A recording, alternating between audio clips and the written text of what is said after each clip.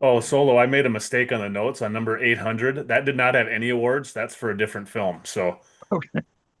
if you get to that and start, that's Wait, what wait, a film that has no awards that I like? Wait a minute. it's shocking, I know. All right, you guys Oh, are Iceman. live on the YouTubes. Oh, I will see you all later. okay, Did you make me Axe. the Thank you, did buddy. you make me the host again? Oh, I gotta make you the host. Hostess. Andy's the host now. With the mostest. All right, later, fellas. Love you. Have fun on the film Love you, list. Folo. Thank you, buddy. You gotta listen it to me. All right, are we ready to start? Oh, is it or is the audio already recording? It will be as soon as I press this Oh, little you record you button. can still press that. So, Yep. okay. Anything you need before we start or I don't think so. We're already live on YouTube, so hello, live on YouTube. Cheers. okay. I will just hit record as soon as you're done taking that drink of that tasty beverage. And I got my Essentia with my vitamin C. Oh, nice. Just in case we go. Anything you Oh, need before hold we on. start or whoa, is that Vikings beat reporters on there? That was you talking. Oh, I brought the stream up on my iPad just in case somebody. oh, oh Well, yeah. yesterday, like when Axel and I recorded, Grandpa James posted like 10 or 15 comments while we were doing it. So actually had some interaction. But anyways, are you ready to go? Let's do this. Yeah. Let's do it.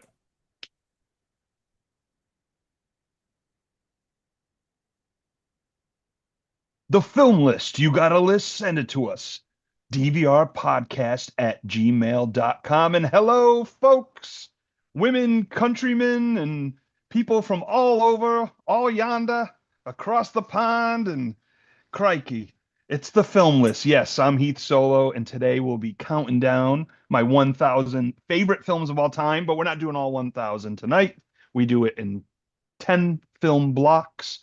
So I'm excited. We ended last time at 8:05 with the film 1917. So tonight we'll be doing 8:05, 8:06, 8:05 to 796. Did I say 80? Ando, my Yes. 1917 was at 8:06. There's 8:06. a lot of I numbers there. It's easy to well, get messed up. the 1923 that Taylor Sheridan did, and I then know. 1776. Anyway, welcome Yeah. to the film list, everyone. Remember, you can go to dvrpodcast.com, check out all that we do, all the shows we cover, the roundtables, etc. And if you want to become a patron and get exclusive pods ad free, go to patreon.com/DVR. And that wonderful voice you hear is my partner in crime, the Robin to my Batman, the s- Space Hog to my I don't know, I don't know where I was going with that. Andy, my co-host and producer, welcome back to the film list. I got to stop laughing before I can start talking here. Yes, That's that's okay. we haven't recorded. There's been a constant stream of these that Axel's released, but we haven't really talked in a while. Haven't had one of these live because we had so many banks. So I'm happy to get going again. Yeah, and we also have to work out because the next one is the Joe Bear pod. So I know Joe Bear's mom grounded him for a month for Yeah, taking out the Lamborghini very uh sad. because parents just don't understand. But I think it was a Porsche maybe in the video. But so we gotta schedule with Joe Bear. So Joe Bear, when you're listening, we have to figure out a day. I will text you and Ando and we'll figure it out. So we're gonna have a guest on the film list. That's not Axel next week. That's very exciting. Is it though? I think it Yes, it is. is very exciting. It's very Yes. exciting. So, Ando, before we start, I I'd like to take the temperature of the room, or basically your temperature, and see if what in this next block, because it always seems that you have a particular feeling or attitude towards the blocks of films, whether it's being depressed, being excited, hidden gems, crappy movies. What's your initial I don't thought? usually I don't have anything figured out till after we've talked about it for a while, but I'm there's a lot of stuff here like it's a weird mix match. A couple things I haven't seen in 15, 20 years Hmm. that I've revisited for the first time in forever. A couple of them I had never heard of even or Oh, until nice. until this had came up, and then A couple other things that I don't know. It's a I'm excited about this one because it's a very unique mix of films, more unique than most. Because usually, like I said, we'll have three superhero films, or we'll have a couple remakes, or a couple sequels, or a couple things all starring one actor or something. And this is a Right. very cool spread around, kind Uh, of all over the place. So I'm sure I we'll find guess something as we talk. But I guess we'll discover what the heck yes, is going on with these. All right. You want to just get into it? let's get. Oh, before we even start. I don't know if you've seen it. It's not related to this. It's related to a film that we are going to talk about years from now. But this last weekend, my wife and I went to see Superman, and there was a preview on Superman for the re-release of Jaws coming out in August in theaters. And seeing the trailer for Jaws in a theater, holy! I may try and find one. They're not probably not going to be playing near here because there are not many screens around here. But seeing that Jaws in the just that clip in the theater just blew me away, and I got so psyched for it. And I even my think it wife was like, "We should was, go to that." well, I think it was 2 years ago. Me and my wife were in Colorado visiting my good buddy Jeff Chili Mertz, and we Mm. saw Jaws in the theater in Oh, you 3D. did see? Oh, that's right, the Yeah, 3D thing. That's yeah. right. They had the 3D, and so I always wanted to see Jaws in the theater because Yeah. I was just born when it came out, so I wasn't going Yep. into the theater. And of course, obsessed with that movie as a kid, and Yes, still am. I'm still obsessed too. I Because bought, I don't have it on the pod right now, but I bought, you know how they came out with Jaws wine and stuff for oh the yeah. summer? So Yep. there's a wine spritzer that's a clear bottle. It it's blue and it's Uh-huh. see-through and it cuts off where she's swimming at the top, and then you could Uh-huh. see a 3D of I'm gonna get it real quick. Hold on. That's I can't describe it without showing it. you I'm have to so proud well, of this. my wife a while back got me a thing for loose leaf tea that you put in a tea holder, and it's the Mhm. shark fin. But if you put red tea in it, when it starts seeping in, it looks like blood in the water. Oh, that's It's cool. it's amazing. So So yes. this is Oh yeah. so there's our girl swimming. You got Yes. the jaws, you got the blue, and then I don't think you could do it on the camera. Oh yeah, you could probably see the Yep. I can see the Bruce. shark. Yeah, I can see him in the back. Yeah. Yeah. I'm not gonna drink it. This is just gonna stay That's yeah, $12, baby. Wine. So I bet you worth the every wine's not very penny. good. Yeah. Well, it looks cooler than it A tastes, wine I'm sure. spritzer. It must be white wine with food coloring and Sprite or something, club You're soda. probably right. All right. So yeah, so I was like, that really was because I've never seen any of it on the big screen, and just seeing, even If though you I've seen those can, scenes 100 times, it was like, wow, this looks yeah. amazing. So yeah. Yeah, I saw 3D, 3 and 3D and 4, of course, The Revenge, Mm-hmm. in theaters. Did not see Jaws 2, was still too young for that. Yeah, yeah. Um, So yeah, I thought of you when I saw that preview. I'm like, oh, I gotta tell Solo about this because it looks amazing. So uh, anyways, we can continue with some other films that are not yeah, yeah, nearly on yeah, the yeah. level of Because Jaws Jaws. might be the last or the next to the last Yeah, film I was we gonna ever say talk about on the I film know it's list. gonna be a long ways before we get to that Yeah, film. I'm So probably gonna be in my 80s by then. All right, coming in at number 805. The life of TV star Bob Crane and his strange friendship with the electronics expert John Henry Carpenter. It's funny, when I was reading this before I actually read it on air, I almost stopped at his strange friendship with electronics. And I'm like, that would be an interesting movie if it was just as strange. So, yes, the film is called Autofocus.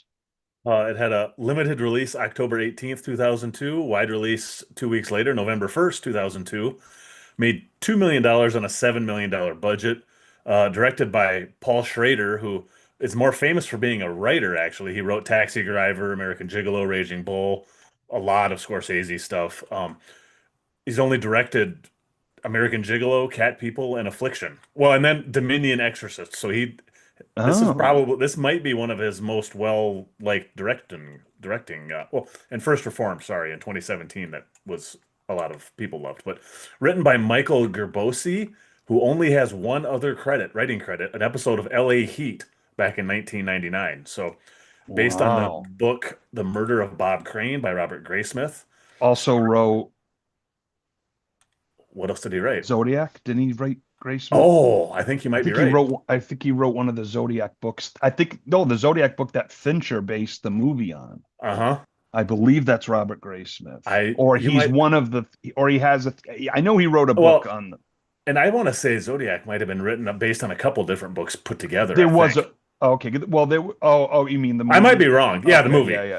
I thought a lot of the theories was based on Graysmith, but I'm a little foggy, You might but be right. We'll get I'm there not good. eventually. I know that'll be We another will one a get there long ways eventually from when I'm now. Yes. 77. Yes. Yes. Starring Greg Kinnear as Bob Crane, Willem Dafoe as John Carpenter. Not that John Carpenter. Not that Uh, shotgun.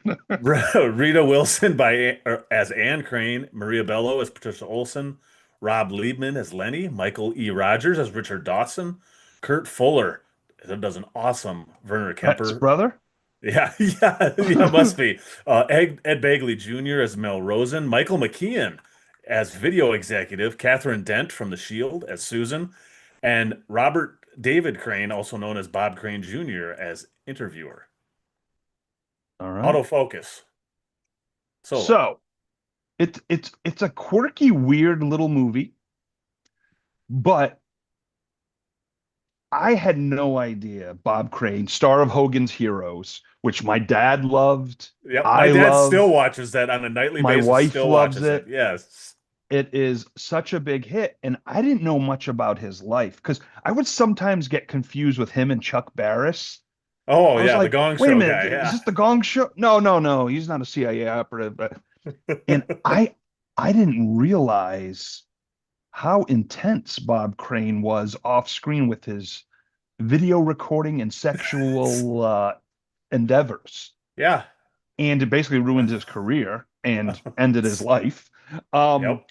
but Bob Crane, he got his big break on the Donna Reed show and was on like 68 episodes, I think, and then got Hogan's Heroes, and that ran for I think 5 seasons.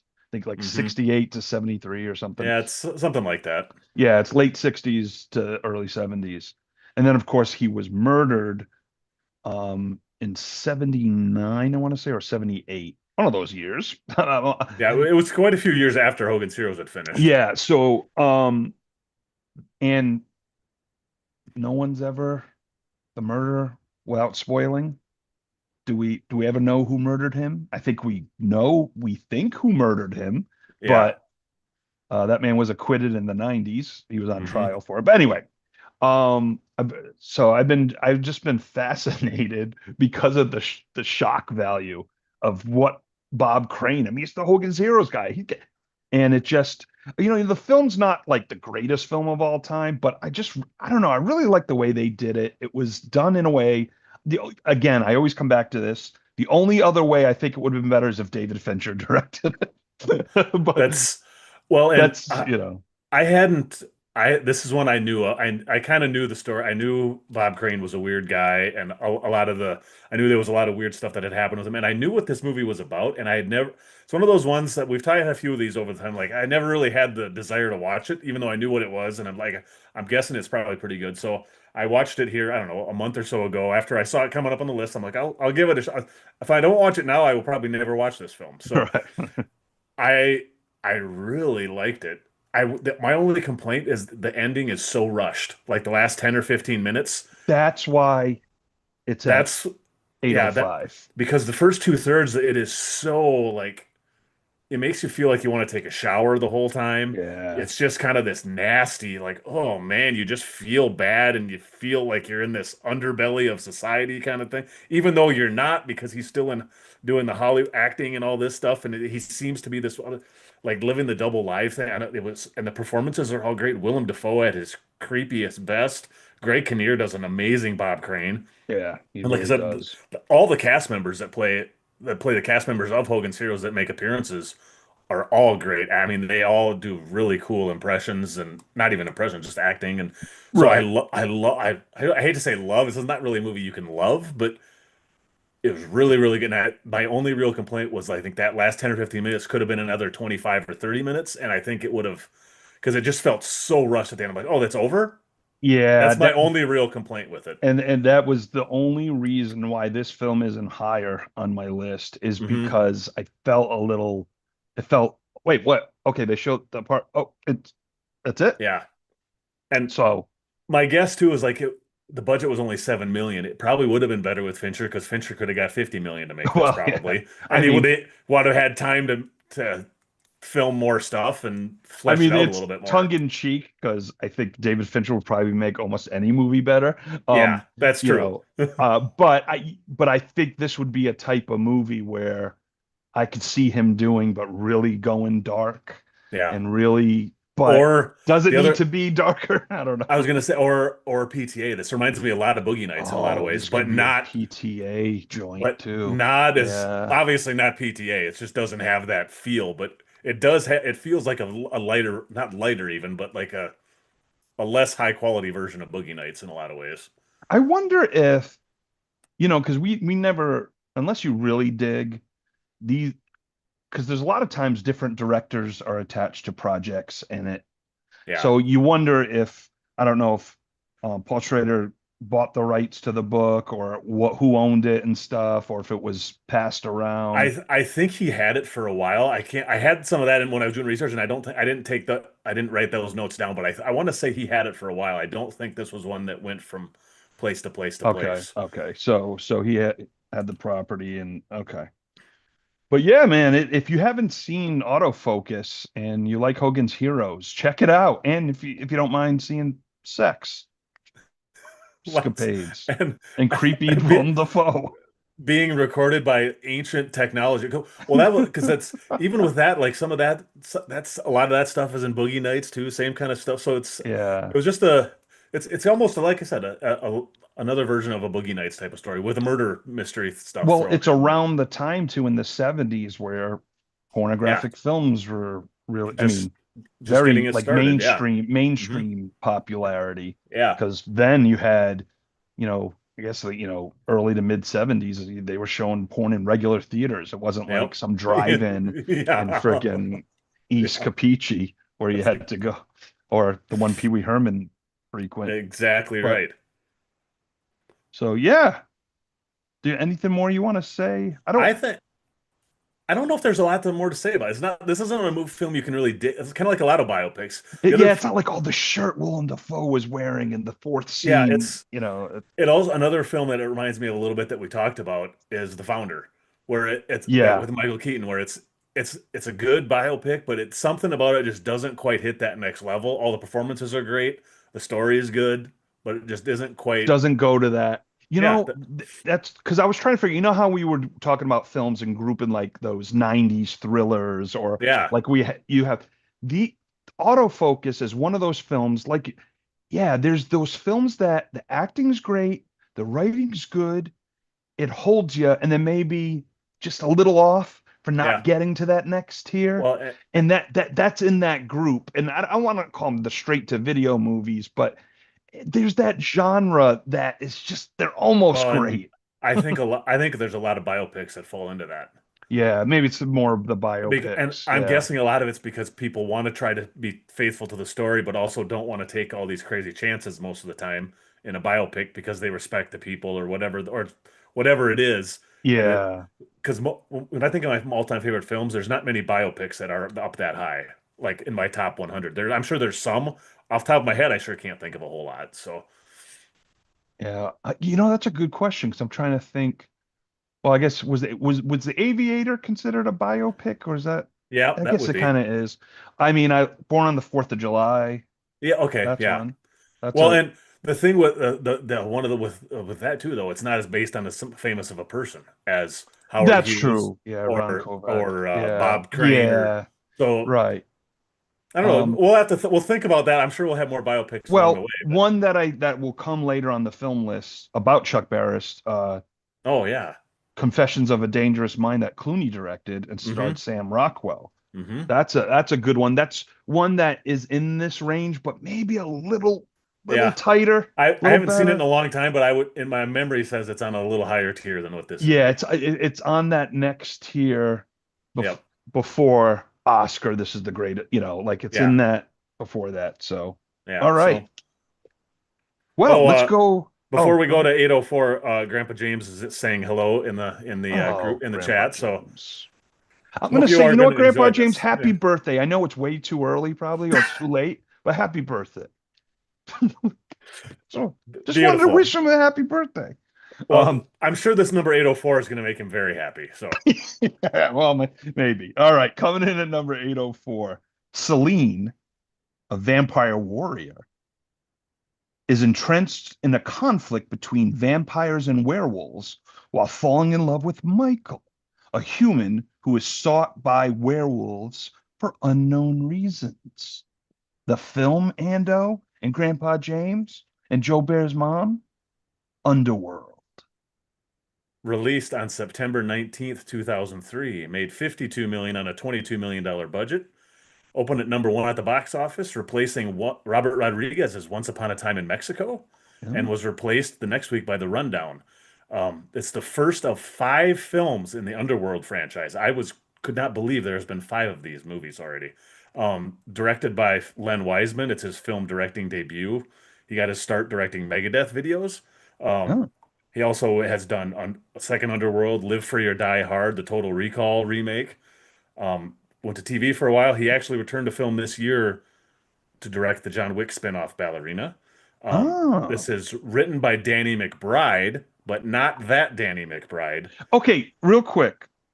So every time I see written by Danny McBride, it's not necessarily the Danny McBride who used to work at the Holiday Inn where I used to work at years ago. The Danny McBride from like Superbad and that, Yeah, or that Danny McBride. no, this is a different Danny McBride. He Yeah, used to okay. work at the same place you did? Before me. Yep. Oh, wow, that's He was like a cool. front desk manager, and he talks about my bar that was on the Yeah, 18th floor, about being haunted and stuff a lot on talk shows. I'm like, Danny, you're really? taking my thunder. But yeah, Danny Wow. Damn McBride it, Danny. representing.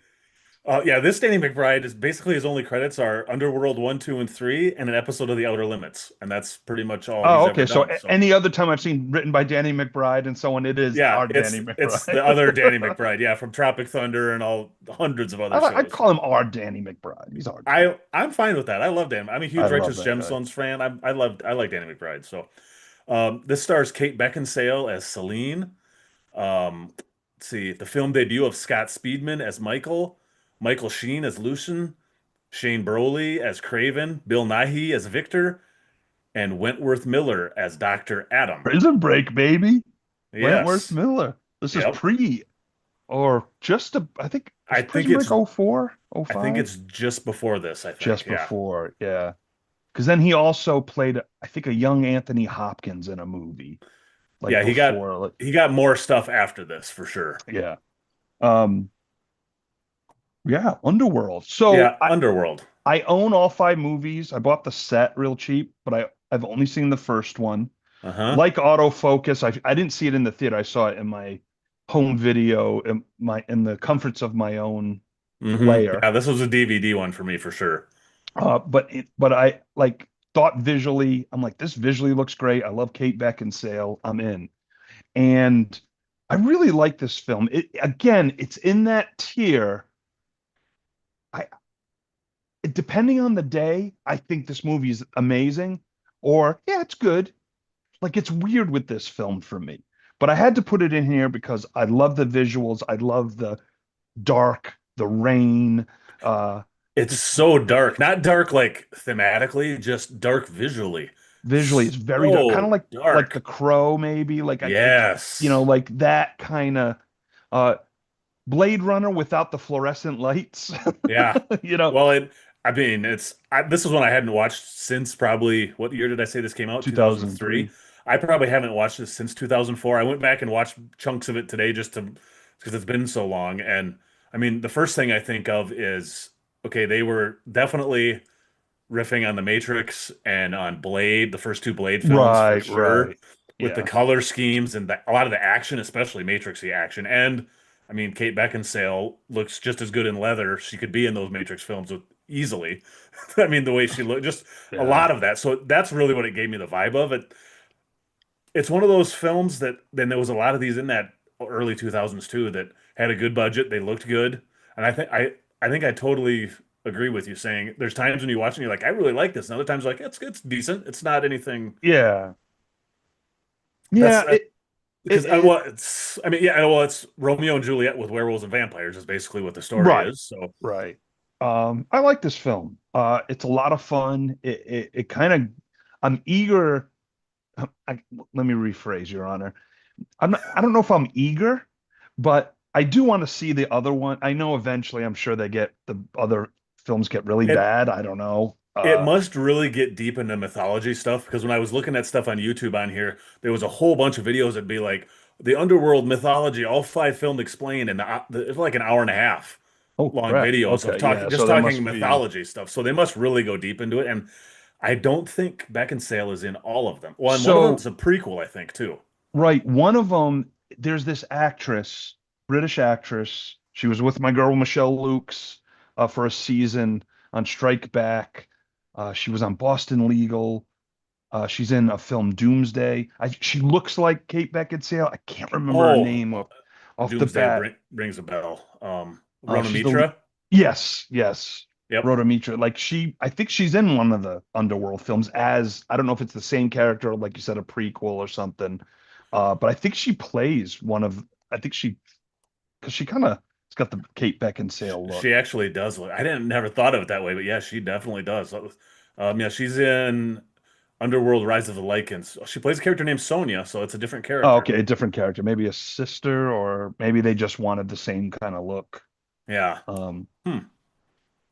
Yeah. Well, and like the only reason I even know one of them's a prequel is one of my research things had a sequel and a prequel were both greenlit before this even opened. So the oh movie wow, studio was definitely very high on this, making a ton of money. And yeah. they also, talking about Blade, they approached Marvel about doing a crossover, and Marvel said no, thank you. Well, that would have been interesting, but that's before the That MCU would have been stuff ever fun. happened. So Yeah, yeah. back in So that time, back in that time, X-Men was at a different studio and yeah. all this other stuff. So they maybe it's surprising they didn't do it actually, but Hmm. Marvel's like, we got some bigger things planned up yeah, coming up. I think we we got gotta. other plans. We'll talk Yeah, to you yeah, later. yeah, yeah, yeah. There's this thing called Iron Man we're gonna end up making. Yeah, Be yeah. pretty good. Um, so yeah, no, it's I it's weird. I love I grew up loving shark movies and vampire movies. Because I was so scared of both, and I just Uh-huh. loved being scared. Yep. Uh, Kind of been through time, got partial more to werewolves, a little bit. I had as Bill Simmons would say, the werewolves were wearing the belt for a few Yeah, yeah. years. They had the Um, championship belt. yeah, the Yes. championship belt. But it was just like it was just so cool to me to see like the vampires and werewolves, but it be Matrixy. Hmm. It be different than just a straight up Yeah, horror. it's a There's the nice. castle, there's the fog.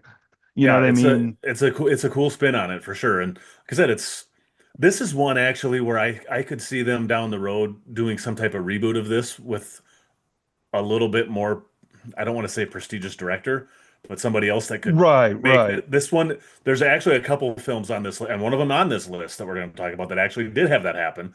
Oh, Where there's a few other films on this list of 10, actually, now that I'm thinking about it, we'll talk about another one later that I think could be a remake, could be something that could make it even better or more. This one could be a candidate for that for sure. Because, like I say, I don't have yeah. anything bad to say about this film, but it's also the like the hook is so cool that it could have been an all-timer kind of a thing. Yeah. See, again, I think we have the theme so far. Those Yes, movies that yes. just almost got Yep. there, but like we're still like, oh, I like that movie, but ah, I Yeah. wanted it to be more. Yeah. Like, but yeah, no, it's a good film. I enjoy it, and anytime you put Scott Speedman, Kate Beckinsale together, it's you get some hotness on Yeah. the screen, but good action. Um, I of course recommend it. Yeah. Yeah. Well, yeah. Yeah. Yeah. Yeah, that's It's one of my favorites. so I think another one of your favorites might be next too, that I'm very curious to talk about. Okay, yeah, I'll have a little more insight. Yes. Once again, a movie I'm in. Small role, but anyway, let's get into it. Yes. Always one headed. Let's do this again, Ando. Always one step ahead of the feds, Paul Boxer is the most inventive and principled smuggler in the trade. Never needed to carry guns. But someone is killing off his coworkers Paul is forced to set his principles to the test. The film, Down and Dangerous. Released on February 14th, 2014. Just a very lovely Valentine's Day film, I guess. Written and directed by Zach Forsman, starring John T. Woods as Paul Boxer, Paulie Rojas as Olivia Avera, Ross Marquand as Henry Langlois. I can't remember how they said it in the movie. Langlois? Langlis? Langlois? Langlis? Uh, I Ju would, I'm from Rhode Island. I would say Langlis, but okay. that's probably not it. Judd Nelson as Charles, Dusty Sorg as Elliot Reed, and Mr. Heath Santazzo as CBP Officer Fisher Kendall. Might be one of my first cop roles of many. This was I was actually I chuckled quite a bit on your scene on this. I thought you were quite good on this because you're sitting on the park bench and I think you may crack a couple jokes, I think, or you're trying to be funny or self-deprecating or something. It's been a Yeah, little I while think since I watched it now, but yeah, it's a little I'm a little offbeat. I'm getting conned a yeah, little bit. yeah, yeah. And so trying to eat my lunch, which was peanut butter and jelly sandwiches that the producer Kevin Shaw made for me to eat on that day. But yeah. So we'll get into it. So Zach Forsman, the writer and director, and Kevin Shaw, the producer, I went to high school with. They're buddies of mine from high school, and they came out to LA. They formed Savvy Pictures, and they were doing films. I was in another one of their films, but my part got cut. It was called White Knuckles.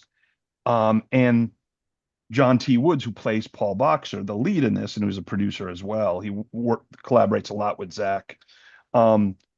Me and him had a scene of improv, and Zach cut us out of the film. So he owed me. I said, "You better give me a." So they were putting together. So Snowblind, the book, is based on Zach's father. So Wow. it's about his dad. So when Down and Dangerous on Twitter, it'd be hashtag dad movie, Uh-huh. Down and Dangerous. So it kind of worked. Yeah. Um, Oh, yeah, yeah. so I'm not going to get into the personal relationship with his dad. I mean, I know Yeah, some oh, for things, sure. but it's Yeah. but I don't want to. That's not for me to get into. But it's based on the book and then this film.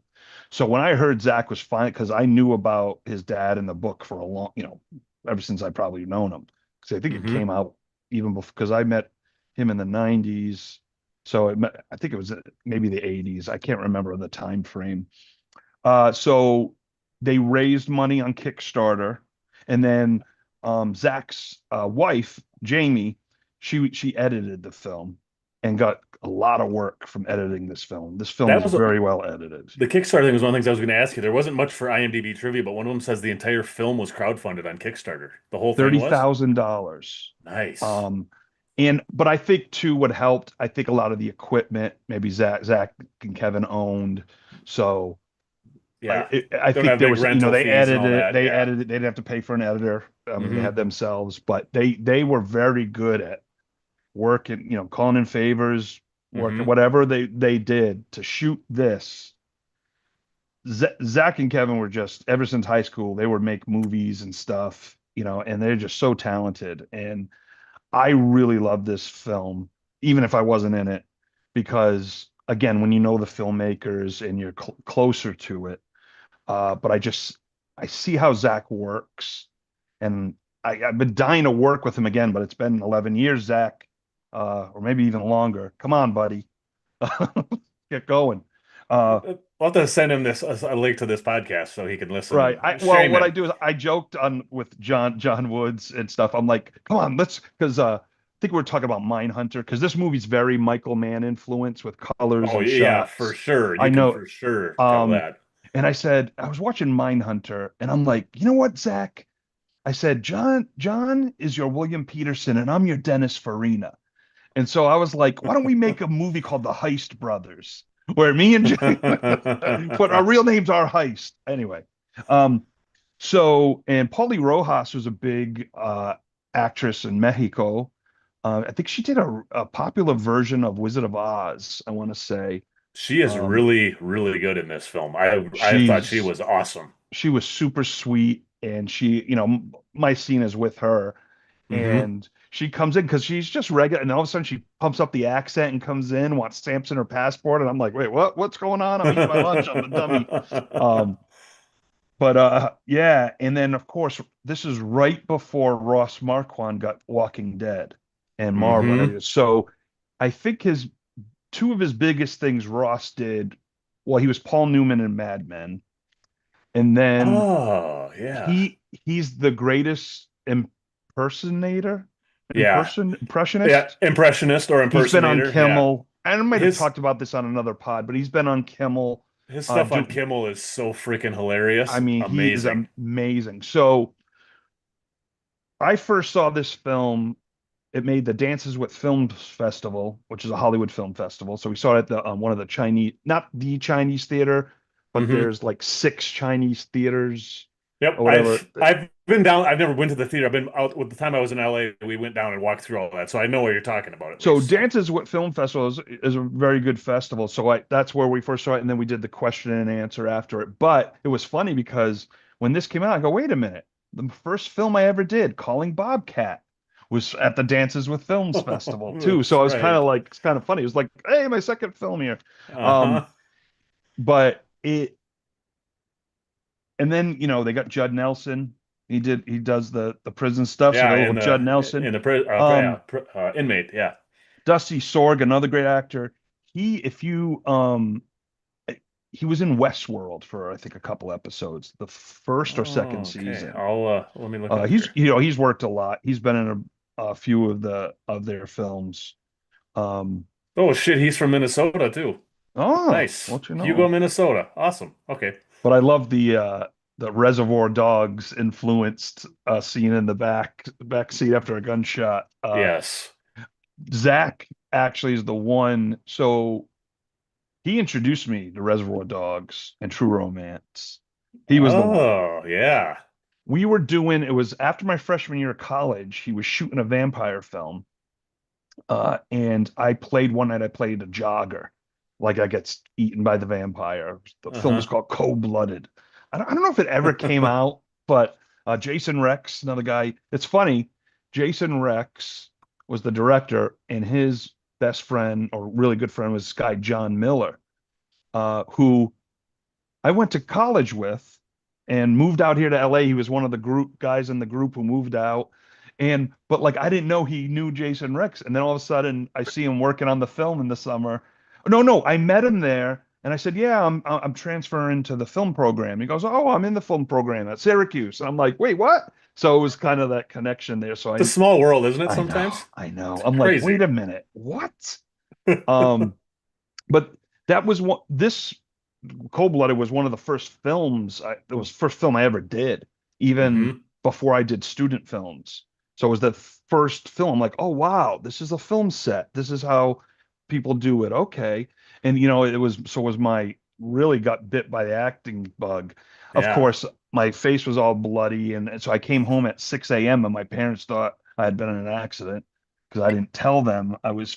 I And if thought I for told them I somebody that was. had already been in a serious accident earlier in your life, I'm sure They they were were not happy real. with me. They Yeah, were I not happy bet with not. me. It was like in the days you didn't have to you couldn't text. Yeah. But like as a kid, it's like, why don't I just tell my friends I'm going to a pool party that girls are gonna be there? No, I said instead I say, oh, I'm going to the mall, and then like, well, be home when the mall closes. I'm like, damn it. Anyway, I'm gonna take a drink. Well, while you're taking a drink, one other thing I loved about this, and I don't think he's done anything since this, the score. The score of this film is super, super cool. And I looked the Right. guy up, and I don't think he's either not composing or not doing anything Oh in wow. film and TV anymore because I don't see any credits after this. So, Oh. but yeah, I actually really I was surprised by this one. It's one of those ones where you can kind of tell it's low budget, but it doesn't feel low budget, that's a hard thing to pull off.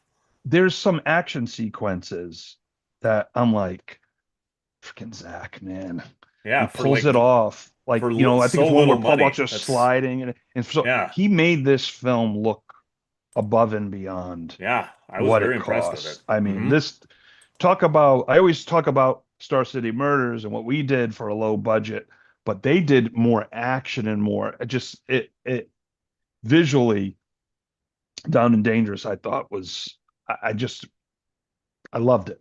Yeah. Um, and I was very proud of them. And then they had a screening in Harrisburg, Pennsylvania. My parents and a bunch of my parents' friends and stuff went to it. Some people I knew from high school. I didn't go, but it was kind of cool to they brought the film home, and showed people.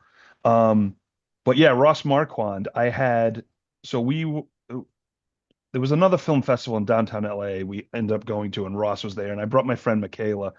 And I'm like, okay, Ross, you got to do some impressions for us. So he started doing Kevin Spacey. Oh. Well, Uh-huh. then you didn't know, Yeah, uh, that, but but it yeah. was awesome. Ross is such a cool guy. Um, you know, I to me, I was impressed with Ross more than anyone in the film.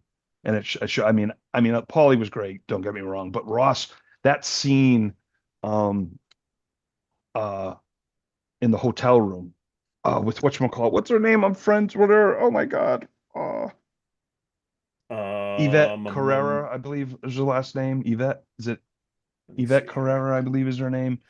Sorry, Yvette. I know you're definitely listening to this pod, but um, Yeah, Yvette or Ivette? yeah. Yeah, So Corvea. she's Yep. great. Yeah, Corvea. she is really Sorry. good.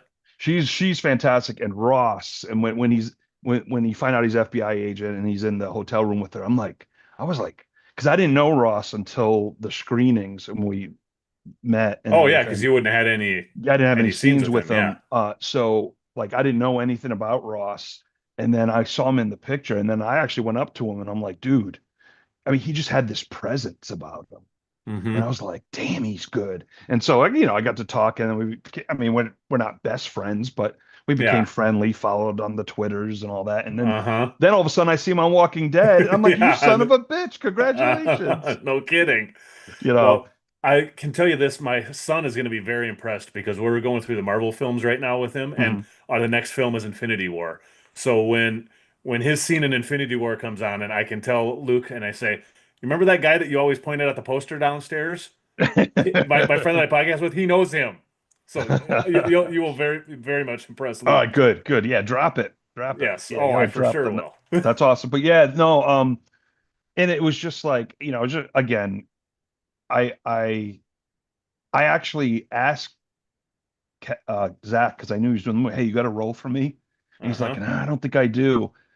So I was like, okay, that's cool. I was like, screw you. I'm never talking to you again. But I was like, all right, no, I get You're it. dead to Yeah, me. Yeah. you're dead to me. So then I think it was a month or so ago, we had a Vegas trip planned with my buddies from high school. Zach Oh didn't yeah. come, but Kevin Shaw, that one of the producers, did.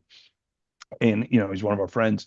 And that's when he told me in Vegas, oh, Heath, by the way, we're putting you in the movie. And I was like, what? And I don't think they wrote it for me, but they Yeah. found a Well, way to get me a part in the film. And so I've always been grateful, because when yeah. you're a struggling actor and you're just trying to Oh, get a role, and then all of a sudden you're in a film with people you respect, and then I just like, it was a good feeling, especially around that time, because I had taken sort of a break from acting. Not a break, I was doing the Ocean 7-Eleven series, and I was writing, and I kind of and this is when right before I started really getting back on the horse with auditioning yeah, I was again gonna and say all that. not you weren't doing a lot of auditions and that kind of taking a break from all that stuff, I'm Yeah, to guessing, kind right? of trying to work on myself, I guess. And then this was kind of in the beginning of that. I think it was 20, maybe 2012, 2013. So around the time I started auditioning, started booking stuff, and so this kind of was around that surge where I had a nice run, Mm-hmm. um, doing a lot of like TV shows and different things. So it really g- helped my reel, and it's a fun little scene. Yeah. Um, and I love because we were watching this scene, and I hear Zach laughing because he loves the look I give at the end. Yeah, And he yeah. was sitting behind me at the screen, and he grabs my shoulders. And I was just like, no, he grabbed my shoulders when my name came up in the credits, I think. Uh, Well, so it and was like, I those little things. He's the director. I'm in a small part of the film, but he like is so excited about when you're a director, you're excited about every damn scene, no matter how big, how small, you know what I mean? well, and that scene too, your personality, just because I know you, your personality definitely comes out in that scene. So I think it's a perfect showcase for just Yeah, no, you in general. it was, too bad it didn't win an Oscar, but um, but it's, Yeah. but honestly, it's just like. Zach and Kevin. Kevin now, I don't think he's not producing anymore. He kind of decided to go, be a dad and work. And actually, he does some amazing things with AI and there's a lot of Oh stuff. wow. He Yeah. made this one film. What wasn't a live action, but it was something he showed us. I'm like, what the heck? It won some awards. Anyway, yeah, it shows you. I should. Anyway, Wow. but Zach is one I know. A couple years ago, I think he was the DP on one of John T. Wood's a film he was in. I want to say Fluorescent or something. I Okay. think around the time I was editing Star City, I think it made a bunch of festivals. So, but Zach is one of those guys. He's so damn talented that I mean, he's an editor. He does a lot of those. He edits. Actually edited a little featurette for Lost, I believe, at season one or season two. Yeah, I He think does a lot of it. I saw a bunch of editing for like different behind the scenes things and He does a different lot of making behind the of scenes and stuff, makings of, and for some pretty big stuff. yeah. And his wife Jamie, super cool. She's a great editor, um, and so the two of them are just talented. I know they work and they're doing well, but like I think I think Zach should be a a bigger director. Yeah. Some of it could be by choice Well, but here it's like it's tough to make your own movie and keep making them. one of his credits here is the in memoriam segment for the 81st Annual Academy Awards. I mean, that's still pretty big. That's still a pretty big He's making it, yeah, he's making a good living. yeah. But he needs to be directing more. I was always a big fan of my boy Zach. So, Mm-hmm. John T. Woods, what a character, what a great guy. It's funny, real quick, and then we'll get on to the next one. So, it was in downtown Burbank.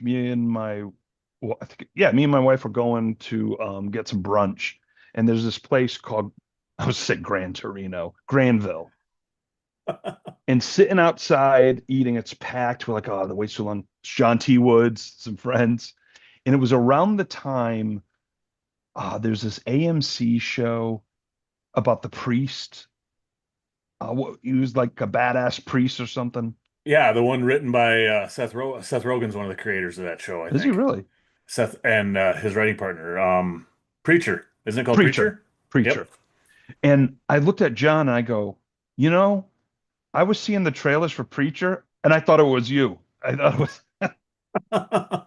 thought it was him. And he goes, yeah, dude, trust me, I know. Like, Oh, because he's like, that would have been a great role for me. I think he uh-huh. might audition for it or whatever. But like, I was just like, damn it. For a second, I was like excited. I'm like, oh my God, this is big. And then I'm like, oh no, that's the guy you end up doing, I think a Marvel movie too. Get his name. Yeah, I can't remember who starred in that thing. I only watched like the first episode of it, but Yeah. ooh. So yeah, so Don and Dangerous. So we got another one of my films that I was in, I put on the list. Uh, because it deserves to be there and a lot of fun. Hmm. And it's Yeah, it's a fun. probably Well, probably my favorite out of, well, I can't say that because I have it, the movies I'm in, I have they're favorites for a reason. Or well, actually there's some movies I was in I don't like. I'll admit it. That won't be on the film list. I think every actor has that though, don't they? I can't imagine Yeah, I anybody mean, says they loved everything they were in. no, you can't. It's Yeah, impossible. so much of it you can't control. Yeah, no, it's yeah. And it's the movies that I get cut in that maybe I'm just saying, why are you cutting me, Atticus Institute? Now you did leave me in for 3 seconds, Mr. Sparling. Thank you. Um, all right. So we're talking a little action adventure, and now we're really talking Yeah, let's just go full action. action. Yes. All right. Coming in at number 802. After returning to the criminal underworld to repay a debt, John Wick discovers that a large bounty has been put on his life. 802, John Wick Chapter 2, or John Wick 2. Released on February 10th, 2017, made 92 million on a $40 million budget. The original actually only made 43, so it doubled what the original made. Oh, wow. And of the four John Wicks, each one has made more than the last film, actually, which is kind of a crazy. This That made is 30 crazy. million its opening weekend. It actually finished at number three for the weekend behind Lego Batman and 50 Shades Darker, which No. John Wick has got a much longer shadow than both of those two at this point in time. Boom, boom, after Yeah, 50 Shades it's Darker. I just thought, anyway, it's the my second film jaws in the are off. John Wick franchise. There are currently five if you count Ballerina, which we just talked about briefly. Directed by Chad Stahelski. To date, he's only directed 4 films, and they are John Wick 1, 2, 3, and 4. He was a stuntman on The Matrix. It was kind of where he hooked up with Keanu and Right. went to there. So it's the second film by Stahelski to make the film list 1,000. John Wick 3 Parabellum was at 936. Written by Derek Kolstad, starring Keanu Reeves as John Wick, Ricardo Scaramaccio as Santino D'Antonio, Ian McShane as Winston, Ruby Rose as Ares, Common as Cassian, Lance Reddick as Sharon, or Sharon, I can't remember how they pronounce it. Lawrence Don't know. Fishburne as the Bowery King, Tobias Siegel as Earl, John Leguizamo as Ariello, Bridget Moynihan as Helen, David Patrick Kelly as Charlie, Perry Young as Doctor, Franco Nero as Julius, Peter Franco. Seraph. Oh, I always screw this guy's name up. Serafinowicz. Serafinowicz as the Sommelier, and Peter Stormare as Abram. John Wick 2. It takes place 1 week after John Wick 1 in the timeline. So let's Yes. talk John Wick 2. John Wick 2 is great. I love all 4 of the John Wick films. In order, John Wick, the first one, the fourth one, the second one, then the third. That's how I rank them.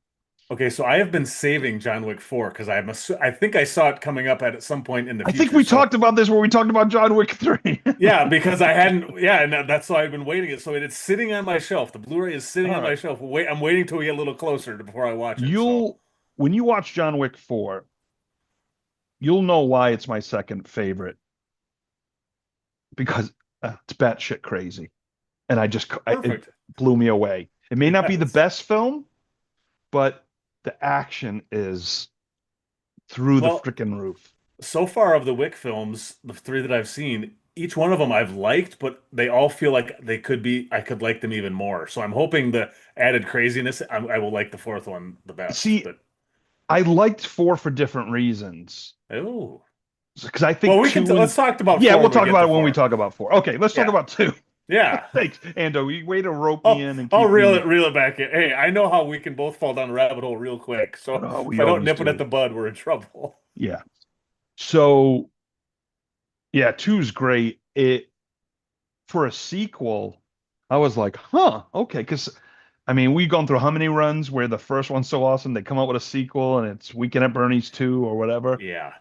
This takes it, expands on the universe, takes it to another level, and I think freaking Common is awesome in this film. Like, I mean, I'm a Common fan. I do like him, but like, he just Especially his AI commercials that used to be on well, 24 hours a day. oh Where's my God, Axel? If I'm you're glad listening, you those need are to come over. back on the pod real quick and just say AI. Yeah, AI.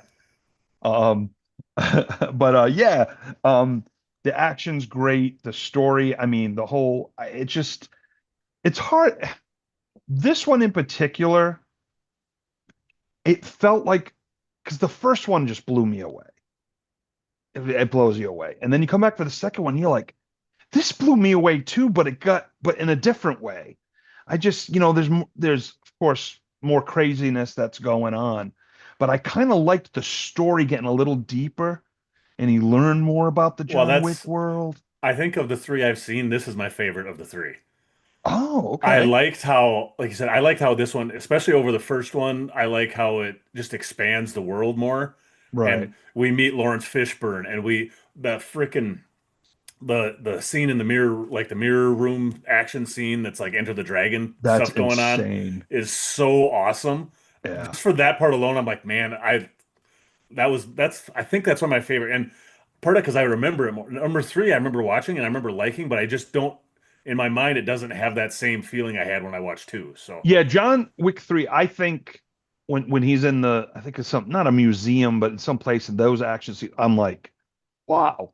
But yeah, it felt, I'm not gonna say a little more Hollywood, but maybe having Halle Berry there, and it kind of yeah, became more of a, it's a little you more, know, I think a little more polished and not necessarily in a good way, if that right, makes sense. right, right. But Doesn't have still, quite the rough feeling. Oh, I still like it. It's still still good. favorite, still, Yeah, still on the yeah. list. But 2 is really like that. I think 2 is what you're like, wow, this could go on a little further. Like, Hmm. so it just really ups the bar and really, I think, takes this franchise into a direction where it's like, okay, Yeah. um, you know, and I think, well, I'm not going to talk about four. It's hard not to talk about all the movies. Perfect. Um, Yes. but yeah, I mean, Keanu again blew me away the first John Wick. I just love that character. I love Hmm. the John Wick character, and I love the frickin' the Radisson or whatever the heck's the hotel. What is it Um, called again? the The Continental. Continental, because they Yeah. did that series Oh, I on still never NBC. I watched still that. haven't seen it either. Yeah, I haven't Um, either. and we missed Ballerina, unfortunately.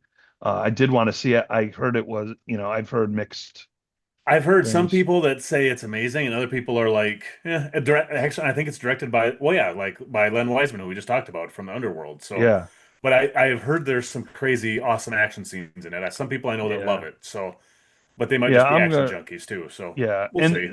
yeah, and the Ballerina because is a prequel, right? Or during the John Wick. I think it takes place during.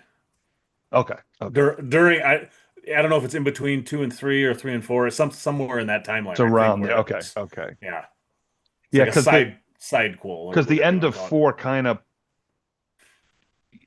you know where it's I've going. I think I have been spoiled, but I'm not going to say it out loud Yeah, what yeah, it is, just yeah, in case. But I think I know but what happens at the very but end, but it's yeah, it's anyway.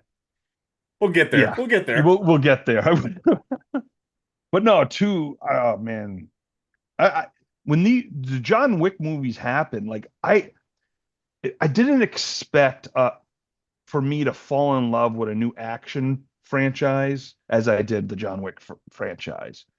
And over time, you know, they, they grow up, they move up my list. Like if we're doing this pod Yeah. reboot in 10 years, they might have moved just because I'm realizing how special they are. And they just do such a great job. And Keanu's just, he's one of those rare dudes where he's Keanu from Bill and Ted, but he's played some badass dudes. Like, and I mean, in Yeah. his personal life, he does know martial arts and different. I mean, he Hmm. could kick your ass, with his And eye also is closed on a supposed to be one of the Tuesday. nicest people ever. I've never heard any bad I've heard stories, I've heard that too. anything about it. I've heard that too. That he's one of the super guy. Like that just makes me even jealous, even or I make me have a know. crush on him more. Yes. Love freaking Keanu, man. Yeah. He's just, Keanu ran with it. People make fun of him in Point Break, but he ran with it, Well, and and he just kicked. he took a lot of there was quite a few years there where everybody was like he's the worst actor in Hollywood and and Right. that was on for a long time, basically until The Matrix. Even after Speed, people said, "Well, Speed is great, but he wasn't very good in it," Yeah. and stuff like that. And Cons. it's It's just cons. Anyway, yeah, but I think the Matrix really, yeah, I yeah. remember being like, oh, he's back. And then there's a movie we're going to be talking about soon called The Gift, where I Oh think it's one of his yes. best acting performances. Hmm. And we'll get into that when we talk about it in a couple of pods. Yeah. Uh, but a little tease for you filmless junkies, all four Yeah, of you. that's and this was the first time that Fishburne and Keanu would work together since Matrix 3, and it was Oh, 14 that's right. years after that. If that it doesn't seem like that's even possible. But yeah, they took a 14-year break of not doing Oh my God, anything that's right. This together. is 2017. This is more recent than Yeah. And even um that's 8 years old now at this point, which well, is yeah. crazy. But yeah, I remember just one thing about Keanu. I remember one of my really good friends that like was in my wedding at the time. It's just maybe a bigger sci-fi fan than I am even. And I remember going to see The Matrix and going like, "You have to go see The Matrix. It's going to blow your mind." He's like, "I hate Keanu. He's a terrible actor. I'm not going to go see it." He refused to go see The Matrix because he's like, "I think Keanu's terrible." And eventually, he ate his own words when we watched The Matrix like a year later. But yeah, Keanu's great, and the cool John Wick, like the resurgence of his career and that whole. It's just a Yeah, it's very cool awesome. thing. Yeah. And I guess this is the third Keanu Reeves on the film list. I know Uh, oh, I at didn't least look. Well, three, at least two because John Wicks and Chain Reaction, didn't we? Wasn't yeah, that on I there? think those, yeah, that Oh, replaced. and A Walk in the Clouds, wasn't that him? Oh yeah, so what for? Yeah, we'll get. I think after the next like 50 or so, we should Yeah. start Well, like big names. I know that's you're what I was. planning on doing stuff. I've got some of that stuff done. I just don't have it all done yet because like I said, I Yeah, was yeah, waiting until we got a little bit. deeper into the thing before we started doing it. Right now, I have it with directors. I just don't have it with actors Yeah, yet. So, yeah. Because you also too, yeah, you got to let some films go by because you never yeah. like. It'll be interesting when it's all said and done, Ando, who is the league leaders. Well, Uh, if Tom Cruise doesn't end up number one, I'm going to demand I will demand a recount of my own accounting. yeah, I think Cruz and McQueen are going to be fighting. Yeah, but it'll be interesting to see who makes And the the only top. reason Brad Pitt wouldn't be there because he hasn't done as many films as Tom Cruise. Yeah, Brad Pitt. Oh, that's right. Brad Pitt is got He's to a be up contender there. too, I'm for He's a sure. contender, Brad, for the bronze. Yes. Um, all right. Speaking of Brad Pitt, and Yes. many years before he did a movie like this, let's Yes. talk about number 801. Let's do it. All right, coming in at 801, folks. Danny Ocean gathers a group of World War II compatriots to pull off the ultimate Las Vegas heist. Together, 11 friends plan to rob 5 Las Vegas casinos in one night. The film from 1960, Ocean's 11. Released on August 4th, 1960 on a couldn't find how much it made, but it had a budget of 2.8 million, which at the time was pretty high. That dog bill. Di- Directed by Lewis Milestone, who has actually won 2 directing Oscars. I didn't realize this until I started doing some research. It's only one of 21 people to ever do that. He won for something called Two Arabian Nights in 1929 and All Quiet on the Western Front. He also Oh, made Mutiny on the Bounty with Marlon Brando, oh, written by Harry Brown and Charles Lederer. And Charles Lederer also wrote His Girl Friday, Thing from Another World, Gentlemen for Blondes.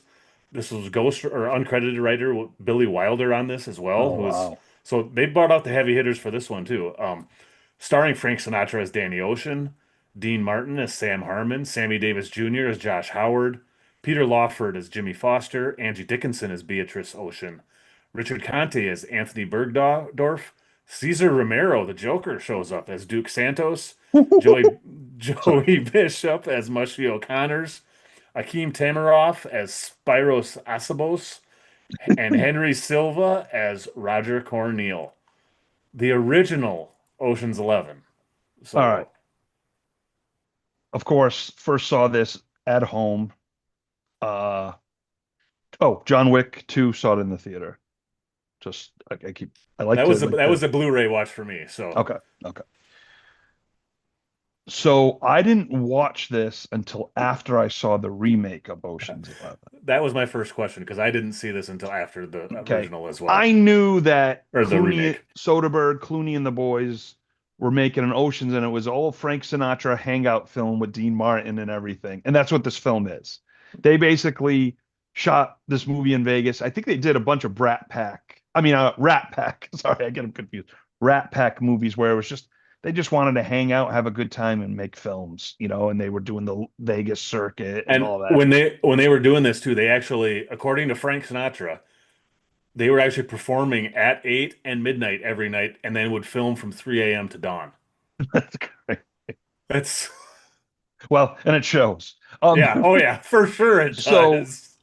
again, this is one of those films for me where, of course, Ocean's 11 and 12 are super high on my list. They're Man, two of my favorite films of I've all got time. Ocean's 12. We're gonna have a good conversation about that Yeah, one because when I we get know, there. but I know a lot of people don't like 12 or disappointed in Well, 12, and it's what I know I need to revisit that one. So but a lot of people were saying Ocean's 13 was the one they should have made second, and I disagree. I love hmm. Ocean's 12. I think it's one of the greatest writing and improv. There's so anyway, we'll talk about it. I'm But excited to rewatch that one. So, well, anyways, that's a different conversation too. 12 grew over time for me. Like at first I liked it. Hmm. I fell deeply in love with it after I kept rewatching. Anyway, back Oh to man, 1960. yeah, yes. I died laughing when you watch Ocean's 11 and see their scheme, and then in Vegas to kill the power is like one switch, Yeah. and it's like the spray of I mean, Uh-huh. it's cheesy as hell. But why? Two reasons why it's on the list. One, love me some Sinatra and Dean Martin, just them. They're so cool. Two, I don't remember what the second one was, but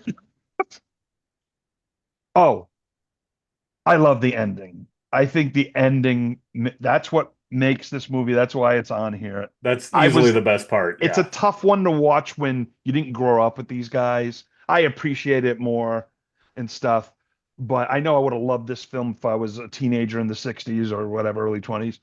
But the ending is fantastic. And I just Yeah. love the way it's shot and I love what happens. And to me, it's basically them saying, yeah, we're hanging out making this film. We're this is Yeah. what's gonna happen. You know what I mean? Like this is something funny that's gonna happen. It's not a so um I like this film. It's a time capsule kind of one for me. This one is because I watched it right around the time when the Ocean's 11 the Clooney remake came out because especially the first one I absolutely love. It's one of my favorite films. So I of course I went to watch this. And I have remember thinking when the first time I saw it, I'm like, okay, this is always going to be one of my references when somebody bitches and says, "Why are they doing remakes?" I say, go watch the original Ocean's 11 and watch the new one. That's why they do remake. That's why they They do sh remakes. they should remake films like this because the parts are there. You can see the parts here. Like even this cast, the cast, like on some of my notes I wrote because I rewatched it again here a month Hmm. or so ago, just because it's been a while since I've watched it. The cast is cool. The characters aren't cool. Like The characters are where yeah. they're all ex-military guys instead of ex like thieves and ex-cons. So it automatically gives you a more serious vibe to it, and this should be Right. much lighter.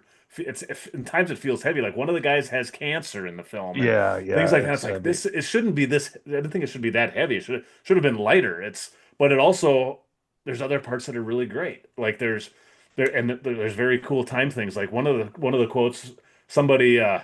Somebody says, "Why don't you think we've landed on the moon?" Then when you look out that this movie came out 9 years before they landed on the moon, so Mm. and there's no cell phone, so it's always a huge deal when a phone rings. People are sprinting to the phones all the time, and Yeah. just things like that that you'd notice them now because it doesn't really happen anymore. And it's there, but everybody's is so damn cool, even if there's not like the story isn't is it's not the script isn't anywhere near as good as the Yeah, Soderbergh film and not even just the close. but you can tell these guys have great chemistry. There's other weird things like kind of like that happened in that Pink Panther film that we talked about a while back, where Yeah. like there's a scene where Sammy Davis Jr. just breaks out into song and they're like in a parking lot, and all of a sudden the orchestra kicks in with him, and like EO yeah, so 11. it's like what is EO happening here? 11. Yeah, so they're just really weird, kind of a weird, like I said, a time capsule because stuff would not be made like that now, and No, but without this film, who we don't get we would not have had one of it. my, No, and Ocean's 11 is one of my all-time favorite films. I just love yes, that film I do too. more than I mean, I created a show called Ocean Yes. 711. Is how much I loved it, and Warner Brothers put a Yeah, stop to just that off Warner quick. Brothers. Yeah. Yeah, Warner Brothers threatened to sue my well, it's a long story. But we had a oh man, I wish we could have done the whole series. It just uh Damn it, hey, Warner Brothers. you never know someday. It's just we Yeah. really me and Tim really worked hard on it and anyway, that's the past. But yeah, no, this is um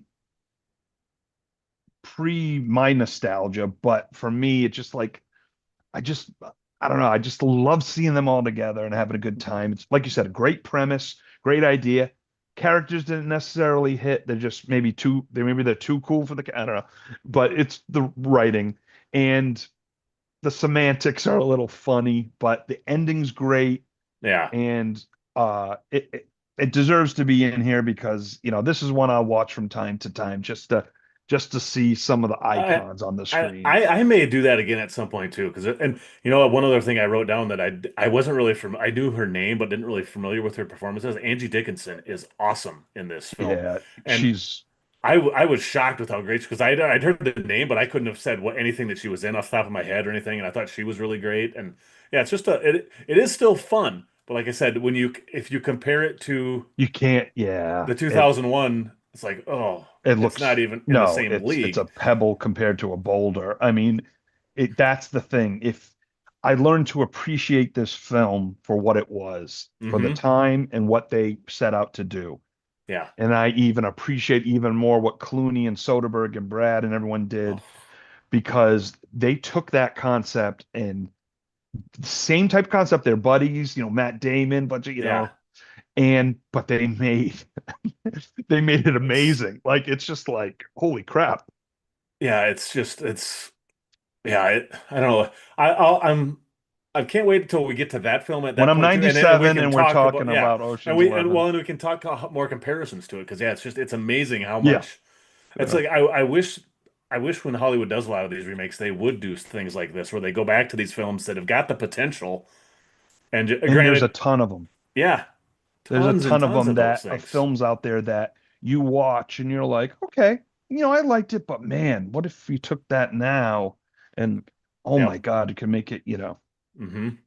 So So yeah, it was I was happy to go back and see this because it was much better than because I remember that when watching it around Ocean's 11 the remake and it's like man I don't like the it's not very Oh, I good didn't and like I was like, oh, this is okay, yeah but it's not even that's the thing. And then I like the ending still held up for me. yeah But then after Ocean's 12, I kind of revisit it and be like, I yeah started getting what, yeah that's I everything. liked it a lot more this time and I appreciated it a lot more and could see what was going on and yeah just like I said it's an interesting film especially compared to what comes after this so Oh, and what would that be? Oh, yes. Number 800, Ando? We're hitting eight 800? 800 we are 20% done with the Wow. list. All right. Number 800. A prehistoric Neanderthal man found frozen in ice is revived by an Arctic exploration team who then attempts to use him for their own scientific means. Okay, I know that sounds really bad right now. Uh, Coming in at number 800, a film from 1984, Iceman. This is one of the films that I had mentioned earlier that I had never even heard of. I had Oh, completely not even been on my radar. So, released on April 13th, 1984, made 7 million on a $10 million budget. Directed by Fred Schapisi. Well, I mean, I have seen pretty much everything else this guy has done. Roxanne, Russia House, Mr. Baseball, 6 Degrees of Separation, IQ. Seen all hmm, those. Never seen this. I So, can never. written written by Chip Proser and John Drimmer, starring Timothy Hutton as Dr. Stanley Shepard, Lindsay Krause as Dr. Diane Brady, John Lone as Charlie, Joseph Summer as Whitman, David Strathairn as Dr. Singe, James Tolkan, our favorite principal from Back to the Future, as Maynard, and I almost didn't recognize him, Danny Glover as Loomis, Iceman. This movie is crazy. Okay, so I haven't seen it in a very long time. I saw this. This was one of the first adultish movies, an 8-year-old, 9-year-old kid. I saw this at the Bristol Cinema in Bristol, Rhode Island, 99 cents. And I was like blown away by it as a kid. Like it I could freaked see me out. why, Like it yeah. freaked me out. And it was just like, oh my God. But I just, Peter, like it blew me away and stuck with me for a lot Uh-huh. of my life. Now, I'll be honest, this is one. Did you watch it? Or, Yes. okay, good. Yes. Because I have not watched it in probably 30 years. It's But this makes the list because of the effect it had on me as a kid. As a kid, it really affected me. So I don't know if this would still be here if I watched it now, but through Andy's eyes, we're gonna find out. This could be my next urban cowboy. I'm not sure. Um, you so know, I didn't I say it's weird. It reminds me kind of the did you are have you seen all the Planet of the Apes films? no. Well, like in the original run, not the newer ones, but Oh, like the Charlton Heston yeah, that run, Roddy that whole McDowell. sequence. Yeah. You You know, get to the I remember the first one. I've seen them all because they were airing when I was a kid, but I yeah. don't remember anything of them. Well, when you especially when you get past the first film, they're just very bizarre and weird in like the best way possible and it wouldn't be made like that today at all. This reminds me of one of those kind of things where it's just crazy things happening and I know. crazy lines and it's I didn't dislike it. It's not I don't but it's weird. It's just weird. It's Just a weird. weird film. I mean, I the acting is fine, but it's also just kind it's a little bit the production's a little over the top too. The makeup and stuff doesn't really hold up, and the special effects are a little I don't know. I don't have as much to say about this one, I guess. Okay. It's Okay. strange. If that makes it. I could see how it would make a lasting impression though if you watched it It when you made were a 10 last years impression as a old. kid, and like when he figures, I mean, there's one where he figures out he's not in his natural Yeah. habitat. That like freaked me out. Like, but I was so amazed by it. Well, John Um, Lone is really quite good, and it yeah hmm. it's okay. No, It's spit it out. It's okay, Ando. it's a hard one. It's like I said. It's well, I just kind of watched it in the last couple days, so I don't really. I definitely won't forget it, but also am not going to be like, man, you need to go see this film. Okay. So I don't know. I'm having a hard time. Well, it could be too, watching it for the first time in 2025. It might be just this, it's funny because I may not even like this film if I watched it now, or I may think, Yeah, whoa, what the heck? This is on. and there's like the ending is really weird with like a I don't there's a helicopter that lifts him up, and I don't know if you remember all that whole scene, Yeah, yeah, I and got you. the it just it gives a weird feeling watching it. I wish I could. I just can't put this one. It's been so fresh. All right. Well, put it on Can't really ice. expound on this one. And at Yeah. like 3 a.m. when it comes to you, you text me and we'll Yes. we'll put it we'll put it in. But yeah, But it does have a good cast, and like I said, early David Strathairn, early Danny Glover. Like I Danny Glover totally was. I'll be honest, for years I didn't realize that was Timothy Hutton because I saw it as a Hmm. kid and then it didn't dawn on me that's Timothy Hutton because I didn't know who Timothy Hutton was Yeah. when I was 9. Yep. Um and then later on I'm like, "Oh my God, that's right, Timothy Hutton." Big fan. Uh This actually is another one that probably could be remade too, because it feels like something that was made in the early 80s, yeah. where the Yeah. special effects and the makeup aren't quite what they are now. Well, definitely not what they are now, but it could be done with like modern production sensibilities would probably make this a Sensitive better theme about thing. this. Yeah, man, maybe These this is the films could have theme. been, but yeah, you're Maybe right. this is the theme, but this Wow, that's funny. and yeah, and I guess the other thing too is it gives in a weird way. It's just mainly because Marvel's on my brain right now because I've been watching so much of it with Luke.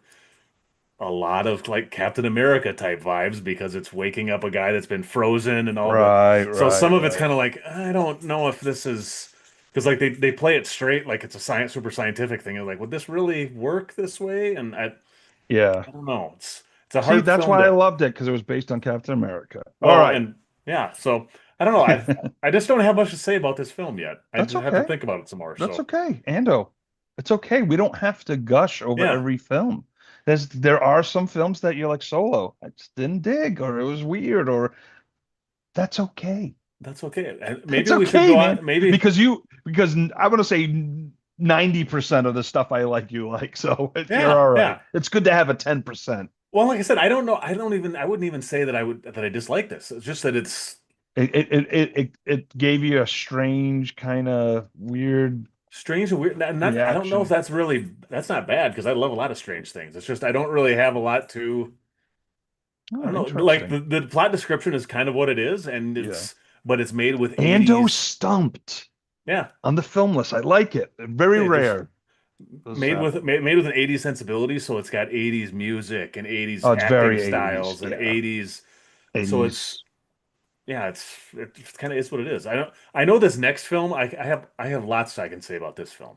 And So you will, and I'll explain why, because I know this next film would be very high on your list, but there's a reason it or comes is in at it? 7. Or is it? Okay, okay, okay, okay, okay, okay, okay, okay. Yeah, let's Can I get a go, gun? Pesci. Uh, Yeah, all right, coming in at 7.99. In October of 1994, three student filmmakers disappeared in the woods near Burkittsville, Maryland, while shooting a documentary. A year later, their footage was found. The film at number 799, Blair Witch Project. premiered at the Sundance Film Festival on January 25th, 1999. Had a limited release on July 14th, 1999, and a wide release 2 weeks later on July 30th. This thing made 140 million, 250 million worldwide on a $60,000 budget. Crazy. It was acquired for 1 million and another 25 million to market. It's still, even after all the marketing costs, it made 9 times its budget. At the time of release, was the most successful independent film of all time.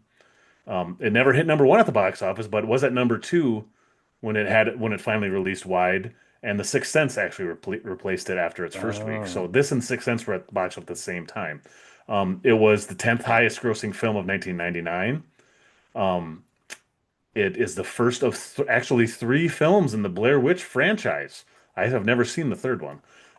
Directed and written by Daniel Myrick and Eduardo Sanchez, starring Heather Donahue as Heather, Joshua Leonard as Josh, and Michael C. Williams as Michael. The Blair Witch Project. All right. So I, of course, knew about the Blair Witch Project. I heard what's going on, what their presence online, kind of what people. For some reason, I think because it takes place in 94, for some reason I thought this came out in like 96 while I was Hmm. still in college, but I wasn't. So I was in my move to LA, fighting digital, like going online and stuff. I wasn't there yet. I was just, maybe I had an Yep. email, I'm sure, but like this is 2000 is when I think I started to convert a little more. Um, but I just didn't go see it, and I didn't buy into the hype, meaning like because I know a lot of things. Is this real? And this is basically the Yeah. birth of found footage films. The producers actively said that it was based on a true story, like in Oh, that's right. pre-release materials, and there was a whole thing. Is it real? Is it not real? Like after like Okay. the second or third week of it being in wide release, it came out that no, the actors are all still alive. Even on the IMDb page for this before it came out, Mhm. it said like Heather O'Donoghue missing, presumed dead on the Oh, IMDb listing page. I mean, they went all the way with this to try and convince people that it wow. was real. So, That's right. So I think I was anti that buying into something like this at the time. I was young, mhm. right out of film school, kind of like, eh. So I never did. So I'm gonna say I first probably watched this like around 2012 ish, like Oh, around so very very late, recently. very, Well, not yeah. recently, but yeah, Well, recent but to a us. lot later. I finally said because I knew the sequels came out, Blood Yeah. Witch or whatever, Blood Mothers or Book of Shadows, I think was that, or the Book of second one. Shadows, Yeah. and I just It's that never. one, the second one's terrible. So, So I was like, it was net. I think it was Netflix disc time, and I got it in the mail, watched it, and it didn't hit me like it would have if I watched it in '99. And I wish I did now because that would have freaked me out more because I know the whole story and everything. It's still freaky, but I wasn't blown away. But I appreciated it so much that over time I I liked it more and stuff. So it comes in at 7.99. I could see if I saw this in 99 and bought in, it might be higher on my list. Um, but still think it's a good film, especially for 60 and what they created. God bless them. I mean, that and then like Paranormal Activity and then, so yeah. it really was the birth of that.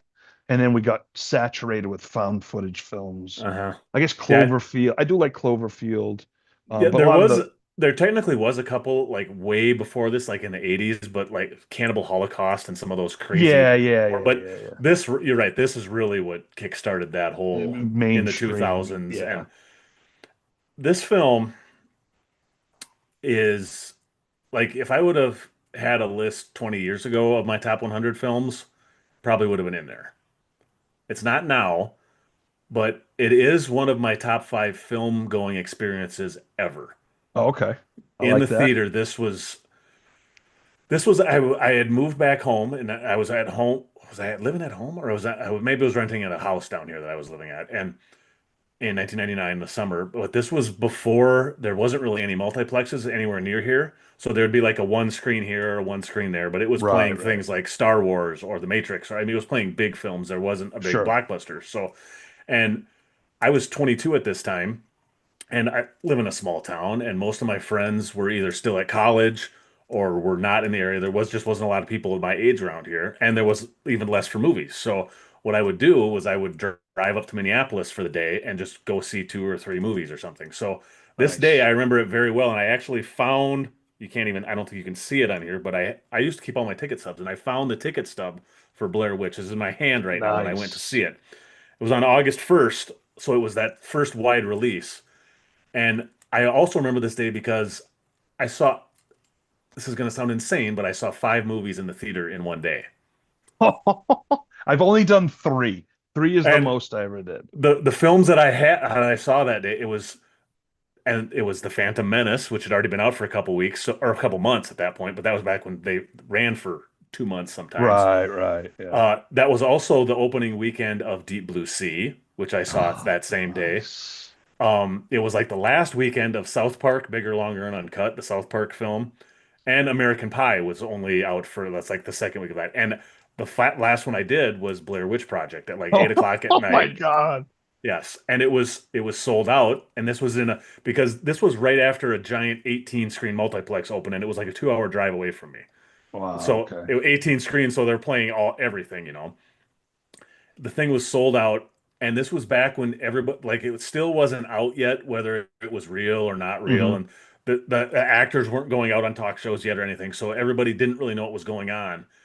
And there was people crying in the theater, there was people Oh my God. screaming, people ran out of the theater, they were so freaked out. I mean, you could hear anytime like you'd see the little bundle of sticks or something, you'd hear like this, oh, like people were scared shitless. It was amazing. And I remember leaving the theater at like 10:30 or 11 o'clock, and I had to drive home in 2 hours. And I'm driving home through a rural area, like rural interstates. There's no lights, and I'm like, I'm not stopping. I mean, I'd freaked myself out. It was just like one of my all-time movie-going experiences because it was so amazing. And I remember That's great. loving, loving, loving the film. But it was a lot of it was because of that. I hadn't Yeah. watched it in probably, I know I watched it on DVD because I bought the DVD. Not so I watched it like that next summer with a bunch of my friends. And I remember we liked it, but that was the last time I watched it until last night. I was Oh, like, wow. I am going to rewatch this thing because I remember loving it. And it's like 80 minutes, so it's super short Yeah. film. And this movie, it's got still got its moments. It's got like the house at the ending and the bloody handprints on the wall and the guy standing in the corner. There's things that will never leave my mind, but this movie has not aged well. Okay. It's it's still gonna always hold a special place in my heart, but it's been done. The found footage thing, I think, has been done better since then. Right. And it's still, like I said, it's still good and it's still freaky, but I don't know. It's like I said, it's a film that will always be near and dear to my heart. So it would still make my list for sure, but Yeah. it's not nearly as high as it was when I originally saw it. That's understandable. So but I mean, some of it though too is thinking about how they made it. Like you said, what was Down and Dangerous? 30,000, Yeah. and this only was 60,000. Said some of the stories they only But you took think eight. about, oh, go ahead. Sorry. Oh, I was gonna say it only took them 8 days to shoot it.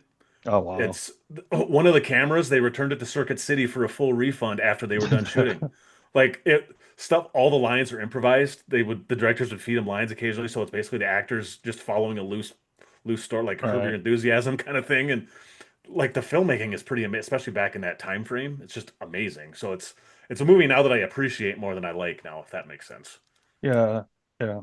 Yeah. And 60,000 in the 90s Well, yeah, you're was right. That's more, more. That's a lot more than yeah, than 30,000 now. You're right. 30,000 now. So, but it's still, I mean, when you know what goes into making a film, and if you Yeah, could do it under 100,000, that's like remarkable, it's like and crazy. impossible Yeah. nowadays.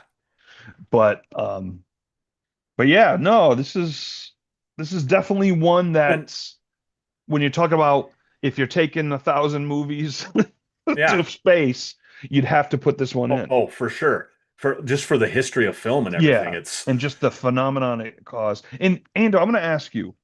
So you mentioned how like scared you were driving home, and I do know the paranormal activity people started getting.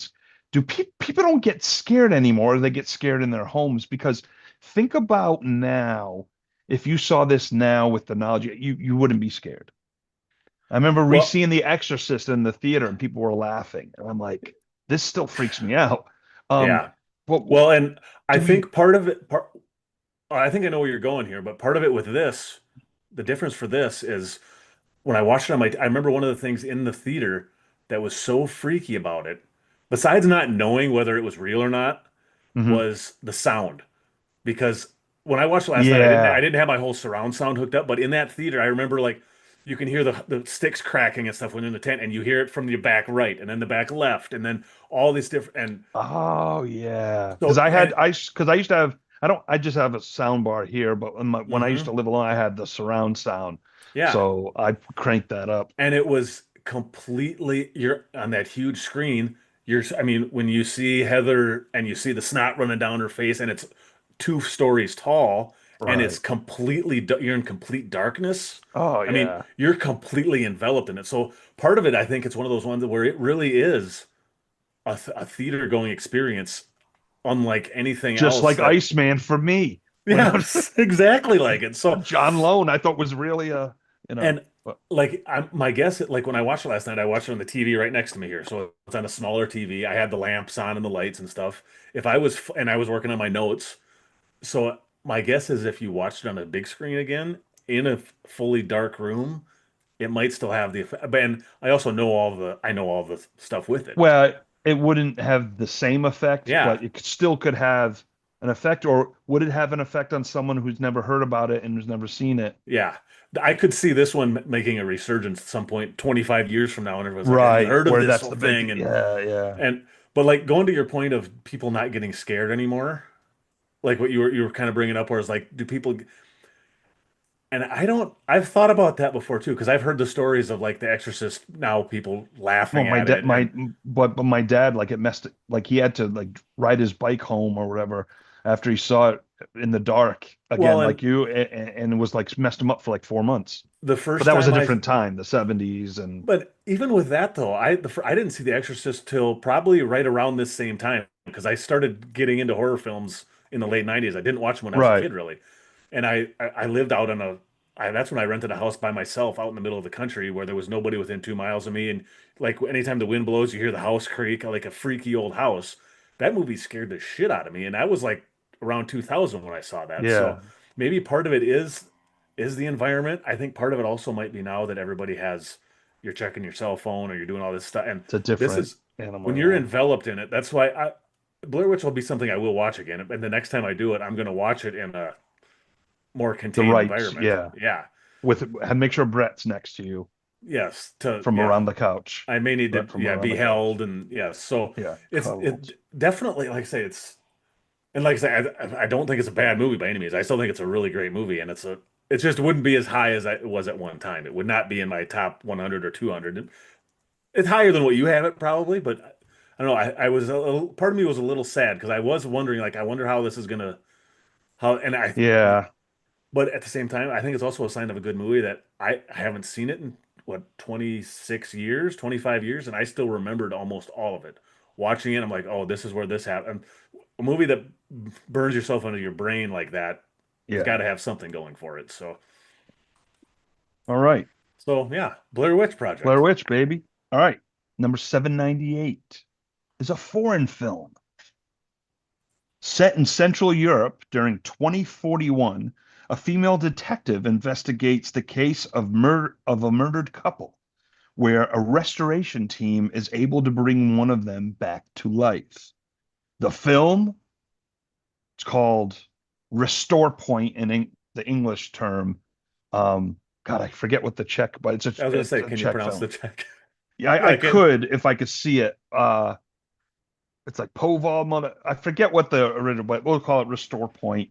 I didn't even Uh, bother to write it down on the thing because I'm like, I'm not gonna butcher whatever that however you pronounce that. So okay, so hit it, Ando, and then we'll get yes, into Restore released in the Point. Czech Republic on September 21st, 2023. I'm guessing you saw this opening weekend in the theaters in Czech Republic, didn't you? I have a story. Okay. Streaming premiere in the United States on February 9th, 2024, made 890,000 worldwide. Okay, now here's where I'm going to slaughter some names. Directed by Robert Laws, written by Tomislav Cheka, Robert Laws, and Zdenek Jaselin, starring Andrea, I should have my wife on to yeah, bring the. Moilova as M. Trachowska. Sorry, as M. Trachanaska, Yeah, oh, there you go. Okay. Trachanaska, I think Matek that's. Hedik as David Kurlstadt, Milan Ondrik as Victor Toffer, Vaclav Neusel as Agent Mansfield. Hey, Mansfield, you got that one right. Yeah, or An agent. Mansfeld. I even butchered Oh that. no. Mansfeld. Agent, I got that word right. All right. Restore point. So this film did come out while I was in the hot Czech kitchen for a month. It was I remembered you 2023. talking about this when I saw this on the list. So, So, but they only had it in Czech in the theater. They didn't have it with English oh, subtitles. So I wanted to see it so bad because it was getting penned as the Czech version of Blade Runner, and hmm. how this was did well at festivals. And so I kept my eye out when it was going to come to America because I was dying to see it. Because I saw the trailer. We went to see. Was it Wonder Woman? What the heck did we go see? That was I forget what we went and saw in 2023. Oh, Axel's favorite film, Oppenheimer. Oh, yes. I believe That's right. Oppenheimer is what we went to see, and I saw Restore Point, and they showed a trailer for Restore Point, and Uh-huh. I'm like bugging my wife because it was all in Czech. It was no sub. I'm like, what are they saying? They're saying because I was like visually, I was like, this is so cool. And then you throw in Blade Runner, Czech film. I'm like, this looks like one of the best Czech films to ever come out of Czech Republic, and it kind of is. Well, Um, it won a whole bunch and nominated for a whole bunch of the Czech yeah, Lion Awards, so it's definitely very highly yeah, it thought was of. a So, huge hit, hmm. and so finally, it was on Prime, I believe, to rent. So I rented it and we watched it. And I I I really like this film. And again, I may be putting in perspective of it's a Czech film, so I've seen a lot of remember that hospital drama I was said Modrý Yes, Code. Uh yes. that was like, oh my God. But criminal and hell and we call it criminal angel, but it's like Ang is the law and order of that country that I Oh, love, okay. Yep. that I watch all the time when Yeah. I'm over there. I may not understand it, but I kind of know what's going on. Uh, but it's a joke I that it's my favorite. I'd be Uh, curious to see if you would have watched this without subtitles. If you would have understood it, I bet you would have understood most of it. I actually watched this because I found out okay. my local library has a streaming service that you can rent things for free, and this was on there. Oh, I was really? looking at it and I saw, well, so I watched it here a couple nights ago. Oh, you watched it? Oh, The other film that I think it's even more of than Blade Runner is Minority Report. yes. And Very it's memorable. this is the And other it, one that I don't know why there's not an English remake of this. oh, I know. I am There, shocked. I looked it up. I'm like, who's remaking this? Spielberg acquired the rights dude, or somebody? even do it I shot cannot for believe it. shot, and you would make it would be huge hit. Yes. Um, I thought this was great. I really liked it. I love the concept too. Yes. Now explain the concept to me because it's a little fuzzy. Well, what happens is it's also very Westworldy. Like a Yes. lot of Westworld stuff and Yep. even some Matrix stuff almost in there, but it's like every How do people not like I am be shocked. influenced by the Actually, Matrix, you within know? like the first like half an hour of this, I'm like, Oh, okay, I this think has got to be did remade he by go? somebody if it hasn't already. Oh, okay. But I was oh, frozen for a little bit, I okay. think. Well, did I cut out or was it you? I didn't. I don't know. One of us Okay. did, or both. But no, what I was saying was I last heard when you said, it has Matrix. I'm like, how can you blame? How can films not be science Yeah. fiction films not be influenced by the Well, and Matrix? because like the main part of the story is like in this world, everyone, and that's the other thing. The universe is so amazing. The universe that they built for this. Yeah, I was shocked. It was say I think you honestly could understand a lot of this even without knowing what they're saying. I But think so too. because Yeah, like what happens is basically everybody there's a company that will restore your memories. So you basically have to back up your brain, your hard drive brain every 12 hours or something like that. That's every 12 hours, every 24 hours. You have to keep doing a restore backup. it because if Yep. you, And uh, then anybody that basically dies an unnatural death, I think they call it, or something along that line, they can bring your body back to life and like one of the first times they show it is a little boy that's like 6 years old that dies of drowning. So they bring him into their lab. They can restart his heart and restart his body and then redump the last backup. So he might lose 6 hours of his life or something, but right? they can bring him Yes, back to life by restoring that's it. so. So I mean, it's such a cool concept. I love yes. that. I mean, And It Yeah. reminds me a little bit to a Black Mirror, the when you Oh, can record and yes. go back and your memories. It has a Very little of much that so. too as Yep. well.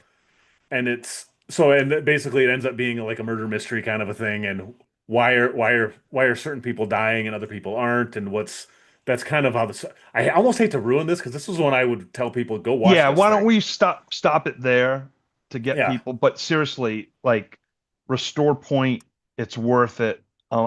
I think they I wanted to watch it in Czech with English subtitles, but I think they'd only offer it on Prime, the dubbed Oh, version. it was I was okay kind of, because the version my library had was the Czech version with oh, really? subtitles. Oh, see, I Yeah. want to see that because for me now, like hearing the Czech language, when Oh, I you probably see would pick up on some of like it. when we watched Wonder Woman, it was the opposite. But when we watched Wonder Woman, we went to see Hmm. Wonder Woman in the Czech Republic. It was subtitled Czech with English, so it was like, oh, that's what that word. Like I started Yeah. putting things together, and it Uh-huh. was interesting. I wonder the other way around. Um, yeah, I would probably anyway.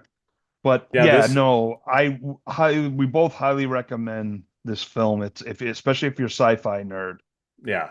And if anybody has like uses their library, a lot of them they use it. It's a service called Hoopla, Hoopla. So if you have a library card and your library has it, you can watch it for free.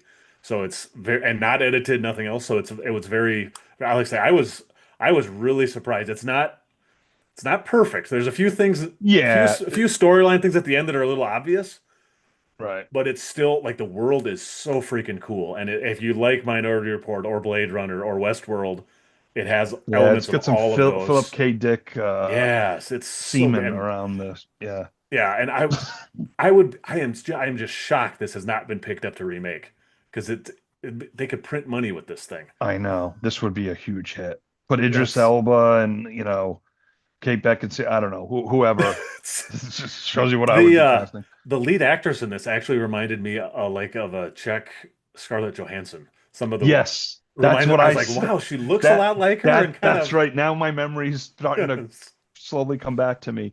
And I I think it's remember her first saying that. movie too, which is Yeah. crazy too. So yeah, And then that um I don't know, Symphony 9 Part B or whatever the the song famous Claire de Lune, Clear to Loon. I freaking love yes, that. is Even used though repeatedly. Yes. the version I got from iTunes, very low. I need a remastered. That it's been recorded many, many times. So they actually Yeah. they used it a lot. That same song was used a lot in the first season of Only Murders in the Building.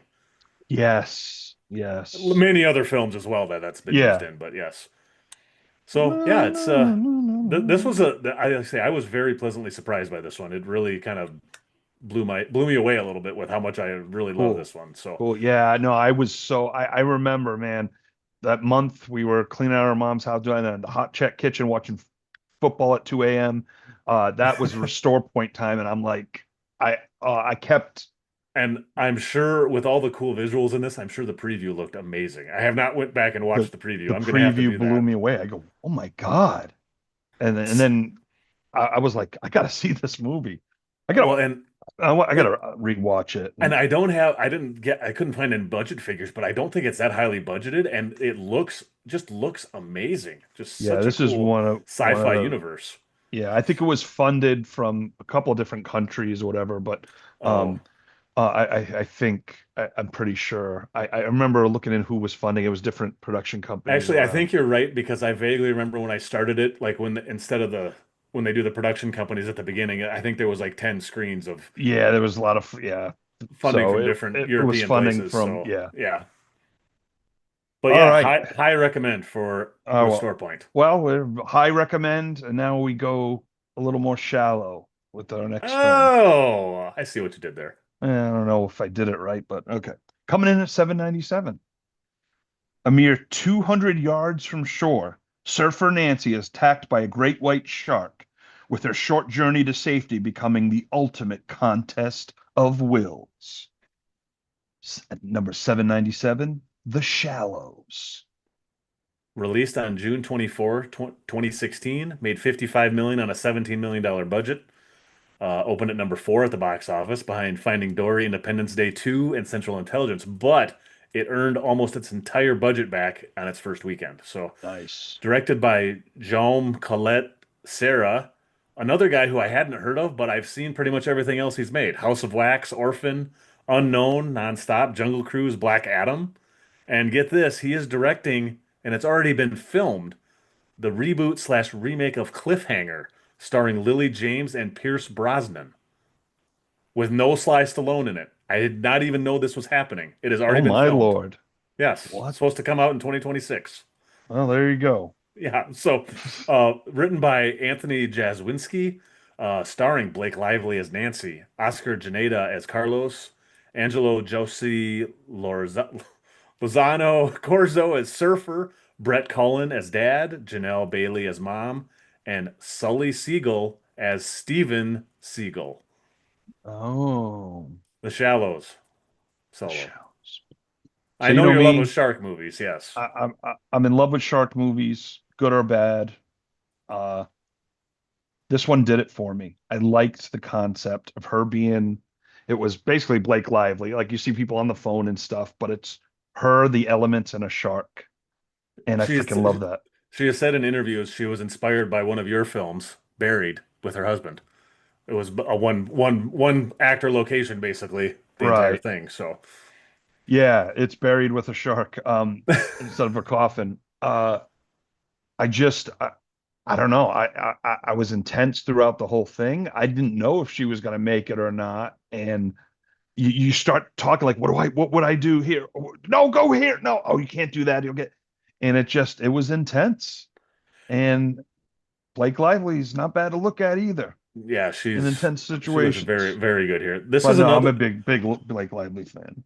This is one of those ones too that I've talked about before where I bought the Blu-ray for $3 or $4 on a Black Friday deal and it just sat on my shelf and it sat on my shelf and it sat on my shelf. So I just watched this recently for the first time. Oh, this is Never one of had the watched it. Ando Yes. Blu-rays unopened Unopened watch Blu-rays, yes. So actually really like this one too. It's fun. Well, fun's not the right word, but it kind of is. in a And shark it's way. yeah, in the shark way. And Blake Lively is good. I didn't know whether one of the few times I know I had talked on one of our Duster pods where I'm always sometimes disappointed where the first scene of a movie or a show is like it's showing something and then it's like 24 hours earlier and it Right, flashes. And right, this one does that, but I loved it in this one.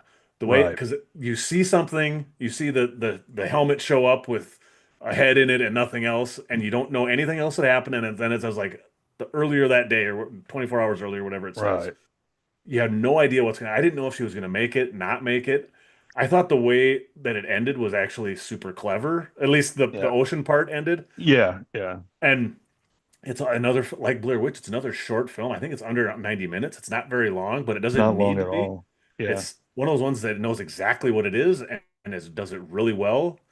A good thriller, good shark flick. I'll watch this one again sometime when I'm just throw it on. I really enjoyed this. I'm definitely due for a rewatch. I have the Blu-ray, but Hmm.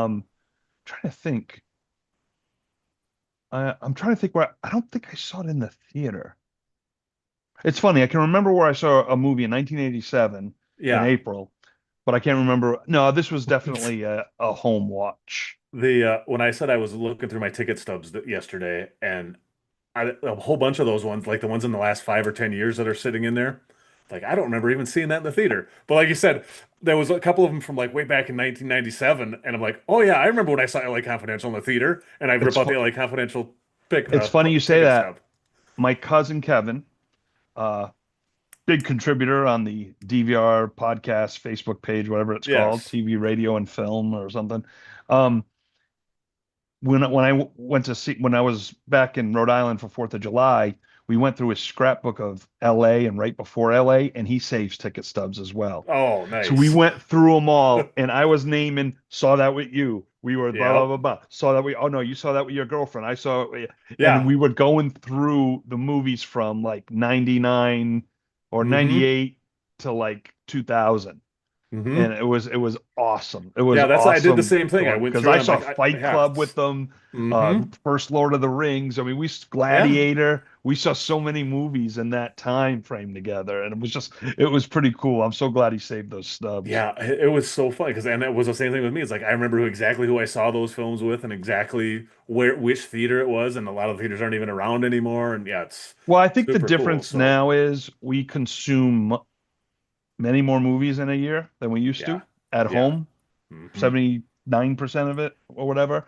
Back then it was theater. Maybe you rented it, maybe caught it on cable, but it wasn't like you could watch a Well, and movie a day now, or there's well, times, more than that, but you especially know back what I in the mean. 90s and early 2000s, where like when we've done some of this and I'll look at the box office stuff and it'll be 10 out of 10 where I saw all 10 of the top 10 films Every in a film theater. in the theater. And now I don't I probably if I see 10 films all year now in a theater, it's probably I mean some of that's just having kids and Yeah. I can't get out to the theater as much as I used to, but even before we had kids, it was cut way down. So some of that's just like I said, I Like didn't this have is the the ability to watch most stuff at home so as this like is we the did most then. times we've gone to the theater. I mean, it's only July, but the more movies we've gone in since pre-pandemic. Hmm. Like I think we've seen 5 movies in the theater, Well, now maybe. you got to get all those popcorn buckets, so you got to go to the theater and Dude, I know. I ended up getting the other Mission Impossible one I wanted. And of course the Superman one. that Superman Uh, one, that picture you sent, that thing looks awesome. it is awesome. It is. I'm very happy I bought that Yes. because they still had them online, like through Regal or AMC, one of them. Because I was Yep. seeing them on eBay for like $100, and I'm like, I ain't paying $100. But Well, and anyway, yeah, we can go. because they Popcorn go for buckets will like be a different one. 50 or whatever. But yeah, Well, popcorn buckets. I love popcorn. Got like, oh, just started. Well, I'm just into it. yes. But no, The Shallows, perfect casting of Blake Lively, and just she just intense, and just I was like, yes, a shark movie I can Yes. And enjoy. I came across this. Do you know this film has been remade? No, I, It came out this year in China. oh, the And Chinese version of it. supposedly there is a sci-fi element that they added to it as well. Oh, I haven't been able to find much out about it, but there is articles. If you Google The all right. Shallows We got to remake, find out when that thing comes out. I got to see that. yes, yes. So yeah, it's let's say this is another solid. It's another one of those ones that there's not really a lot to say about it. It's just that it's a Yeah, I mean, solid shark yeah, film. like we could say, oh, the shot of the shark coming around, Yeah, but like it's we could do, but yeah, no, it's nothing to get deep about. It's just intense. yeah. It's a great 88 minutes or whatever, Hmm. and for a shark film, it's up there. Yeah. And it Uh, looks good. I mean, I'll say one thing. looks good too. It Yeah, looks good. Yeah. Just besides Blake Lively looking good, the actual filming, the sound, like it's a shot in a beautiful location on a beach. I think in Mexico, maybe somewhere. And yeah, it just looks the water looks great. I'm sure some of it was CGI'd and you can't even tell. So yeah, yeah. it's a good looking movie and it's a good little thriller, shark thriller. All right, you want to move on to the last film of the night? Yes, this will be a good one to end on. Yes, number 796. 30 years after the ring of the first bell, Rocky Balboa comes out of retirement and dons his gloves for his final fight against the reigning heavyweight champ, Mason the Line Dixon. The film at 796, Rocky Balboa. Released on December 20th, 2006, which was released 30 years and about a month after the original Rocky opened. Made 70 million on a $24 million budget. This is the sixth film in the Rocky franchise and the first Rocky film to make the film list. When Oh, this came out, it had been 16 years since Rocky 5, and it was 9 years before Creed came out later. So at the time, this was thought to be the last Rocky film. Written and directed by Sylvester Stallone, it was the first time he directed in 21 years. Rocky 4 was his last directing one, and the first time since writing for the screen since he probably wants us not even mention this 2001's Driven, which was not oh great. yeah. Written and directed by him, also starring Sylvester Stallone as Rocky Balboa, Burt Young as Paulie, Antonio Tarver, who was the real light heavyweight champion at the time of filming, as Mason the Line Dixon. He also used his real championship belts in this film. Geraldine Oh, Hughes as Marie, Milo Ventim, I always butcher his name, Ventimiglia as Robert Balboa Jr., Tony Burton as Duke, AJ Benza as LC, and about a million cameos from HBO and ESPN guys that we all know and love. yeah. So Rocky Balboa, another one I saw in the theater and came across my old ticket stub last night. So Rocky Balboa Nice. solo. Didn't see it in the theater, saw it at home. I was wary about going. And then I'm like, I gotta watch Rocky Balboa. It's Stallone, it's Rocky. I mean, come on. And I watched this film at home and I had a little tear in my eye and I said, wow, that's how you end the Hmm. Rocky franchise. Because, spoiler alert for Rocky Balboa, like he comes out of retirement to fight and unconventional ways. And he's walking off, hitting high fives, doesn't even know the decision yet because it doesn't matter. Yep. It doesn't matter what he proved and what he to hang and what he did. And it just felt like the perfect way to send off Rocky. Now, of course, we got the Creed movies, and I'm glad we did because that was Yeah. a whole version of Rocky that I didn't expect to see on screen. And it Uh-huh. like the cloud. Oh, anyway. Yeah. Um, but I love the throwbacks to the early Rocky, especially Marie, who's Hmm. that annoying girl that's like, "Fuck you, Rocky," Yeah. or whatever. Yes, And to have exactly. her older and have that character, she to me looked like the little girl. I thought it was the same actress playing it years later, but it is Yeah. not. I don't think it And is not. bringing his son back, I also think was a good choice too. Right. Bringing the son back. Because, let's face it, Rocky 5, not very good. I do love the street fighting scene though at the end. You knock him down. Why you try That's knocking me down now? Rocky Like, Five is one I have not gone back to since the first time I saw it. I have it in a box set here in the heavyweight Rocky Blu-ray collection sitting on my desk, but I have never. I should go watch it again just because it's like I've always and like the reason I saw this in the theater was one of my good friends and I watched Rocky forever. We watched all the Rocky films growing up. Came out over Christmas break. We were both home and like let's go see it. So I'm glad I did see it. So anyway, continue with your thoughts on it, and then I'll get into mine. so yeah, yeah. So I really enjoyed this film. I loved the throwbacks to the early ones, and it has one of the best lines. It's now hard you can hit, it's how hard you can get hit Uh-huh. and keep moving forward. Like that line, I didn't realize that was from Rocky Balboa. I thought it was had to have been from the first two Rockies or something. Yeah. Um, love that line. And there's a John X remix of the Rocky theme that has the quotes, and that of course Oh that's yeah. in it. Yeah. Yeah. Yeah. Yep. How much you can take and keep moving forward. That's how winning is done. I get.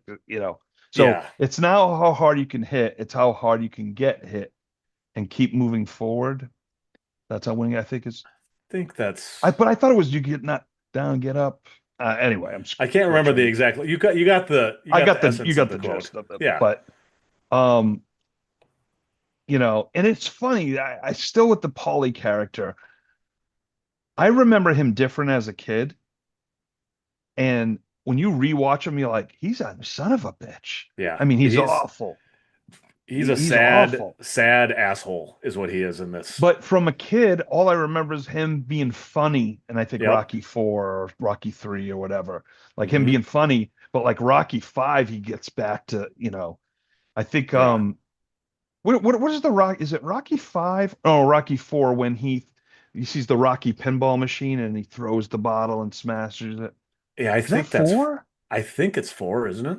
Yeah, It's been a while maybe. since I've seen four as well. Yeah, I don't think it's 5. But anyway, but like that's why the Paulie character to me is very complex to my view because I remember as a kid as this funny guy, Paulie, and then you're watching it like he beat his Yeah. sister, and I mean he Yeah, was a drunk.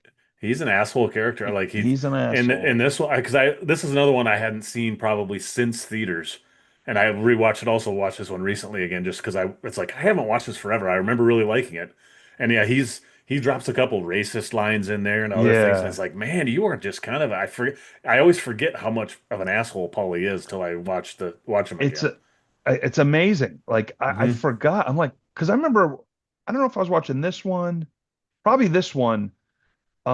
And I'm like, was Paulie that bad? And then I go back and rewatch. I'm like, oh yes, he was. Yeah, he was a Yes, real dick to he especially to was. Adrian, like you said. He was mm, just a not a good. Not a good brother. And well, and the like this, I actually think this is one of those films that's I don't want to say underrated because I think anybody that's seen it has said it's a good Rocky Right, film, right, right, right. but it's like underseen. Like people, People don't talk about it. no, I don't. And I They mean, talk about Creed or the early one, but like they never talk about Rocky Balboa, and I do think it is underrated in that aspect. Like it should get higher praise. Yeah, Uh, and I don't know if it was because Rocky Five was so disliked by people that people didn't give it a chance, or if, I mean, well, this is during the run where he pumped out another Rambo movie, Rocky yeah, Balboa, well, so and maybe, I did look at some of this, like the what Stallone, because I started thinking about this, like what Stallone had before this, and this came out in what did I say, 2006? Okay, so before, like the few years before that, he hadn't really. 2003, he had Spy Kids 3 and Shade, which bombed. hey, Two, Jade, I was yeah, worked on I that know, movie, but I but say yes, it that did. It did bombed. not make. It didn't do No, very well. they didn't even put it. They yanked a lot of their Yeah, theater. like in 2002, Detox and Avenging Angelo with Yeah, I was both just about to bombed. say. I remember seeing Avenging Angelo, and I'm like, is Stallone doing straight to video It's now? And 2001 was Driven, which bombed. 2000 was Get Carter, which bombed. which It I had been love. 10 years since Copland, which really was his last Wow. well-respected and So loved there was, film. and then after this, it was, Rambo, and then Expendables, Yeah, kind so of I mean, he kind of had a, I would say, great. career resurgence after this Yeah, Rocky Balboa, because then with Creed Academy Award nomination and stuff like that. So, yeah, but it was so maybe it was part of that because I don't think it was because Creed came along and everybody forgot about it. I don't think that was the case because Creed was quite a few years later too. So yeah, I think this is a really good, and the thing I forgot how good it is in this is the fight scene in this. The boxing yeah. match, a lot of it is shot like with the HBO type stuff. So Oh, you they see the did some score real ticker hits and and yeah, stuff. yeah, They didn't pull a it's lot of punches. Let's put it it that it way. the fight looks really, especially when you compare it to the Mr. T fight or the Hulk Right, Hogan right. fight. That this looks so much more real. Even the Ivan Drago fight, this looks so much more realistic than those fights. So it's what I'm gonna go back Blood to again force too, trauma. because I yeah, love Duke. Duke. I know the mhm, actor passed away a few years ago, yeah, uh, but I love. He's one of my favorite. He's so good. Such a hmm, great supporting role. Love Duke. yeah. So I really enjoy it. I'm glad I went back to watch it because I think it's like I said, it's an underrated and underseen Rocky Yeah, film for sure. and this is the yeah okay. Um, Milo Ventimiglia from Heroes in this. That's right. He does a cameo in Creed because I was trying to think. I'm like Yeah, one of the Creed films, he comes he back for like for like one a scene. scene or something. It's Yeah, okay. not This very is the long. one that, and he even has the like Stallone kind of the drop Yeah. lip a little bit, Yeah, and it's like I think he's he in was kind really of good as the son, and yeah, because I liked him in this. there's a great scene where like Rocky goes to visit him at work, and when he's at work, the guy's his kid's boss comes down and like his boss is fawning over. He's like, "Yeah, can we get pictures? Can we get that?" And you can see that the kid's like, "I only got this job because of my dad," kind of, and like his Uh, reaction to it, and like some of the conversations with him and his kid. I thought that stuff was all really great. yeah, And no, that they had some good scenes together. I remember really appreciating that because it was tough when Sage was Stallone, his real son was in. I mean, yeah, I can't believe he passed. I think he had drug issues or something. yeah, I forgot Poor. about that. Yeah, you're right. Yeah, super sad. And then of course Tommy Morrison having that and like you get what they were trying to do with the Don King type Yeah, the era, but yeah, they just had the wrong pieces in place, yeah. It just didn't. Yeah, it didn't quite. I say I will go back and watch that one again at some The point too, just street to fight is great. I still love the street fight. We used to just play that in high school. Me and my buddy Jeremy. We used to just see play it play. Yeah. and go, "You knock him down, why you try knocking me down, man?" Like I just That's a love it. Like, pretty good. That's pretty oh, good sly. I like that. That's good. I don't think. I could do a Sly. Yeah, I don't think I've heard you do that one very Oh often. yeah, So, no, I respect Sly too much. I don't want to, well, you know, I like Sly a lot too. That's why looking back, I forgot how down he was. His career was down in that early 2000s there for a while. yeah, yeah, yeah. Because it kind of started in the '90s, right? Because the Specialist bombed. Oh yeah, The Um, Specialist. I don't think Daylight did well. No, I think was Cliffhanger might have been his last big one. That might have been his last big hit. Um, I'm not thinking because he had like Demolition Man was kind of a hit. I love Demolition Man, yeah, but that didn't blow a yeah, I love box office Demolition up. Man. Demolition Man might be because that's I think is that after Cliffhanger? 93, Yeah, I think so. 92. Well, no, maybe it is right in that same time frame. It is kind of is. I don't know if it's before or after, but no, it definitely is because then Daylight is in the middle there. Oh, Demolition Man is 93, and I think Cliffhanger was 93 too. So yeah, I think Cliffhanger came out before, or yeah, I forget which one, but yeah, that was a pretty good year. That's when Wesley Snipes played a bad guy, and did that change his Yeah. career? Yeah. Well, and it was kind of the first big thing of Sandra Bullock too in that. Yeah, it was right before Speed, right? Yeah, Yeah. Or I shouldn't say her first big thing, but her first her thing that really breakthrough. her Yeah, that breakthrough. was a Yeah. big movie for her. Um, Yeah, because I'm looking here after Cliffhanger and Demolition Man. Yeah, Specialist was 94, Judge Dredd was 95, Assassins uh, 95. yeah, Yeah, besides Copland, there really isn't anything in those are some between. rough ones because Hmm. in the thing where I mean Schwarzenegger went through it a little bit too, right? Yep.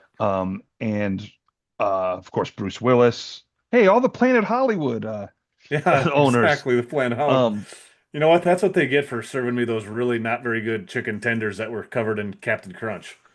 cornflakes. Oh, was Was it it corn? cornflakes?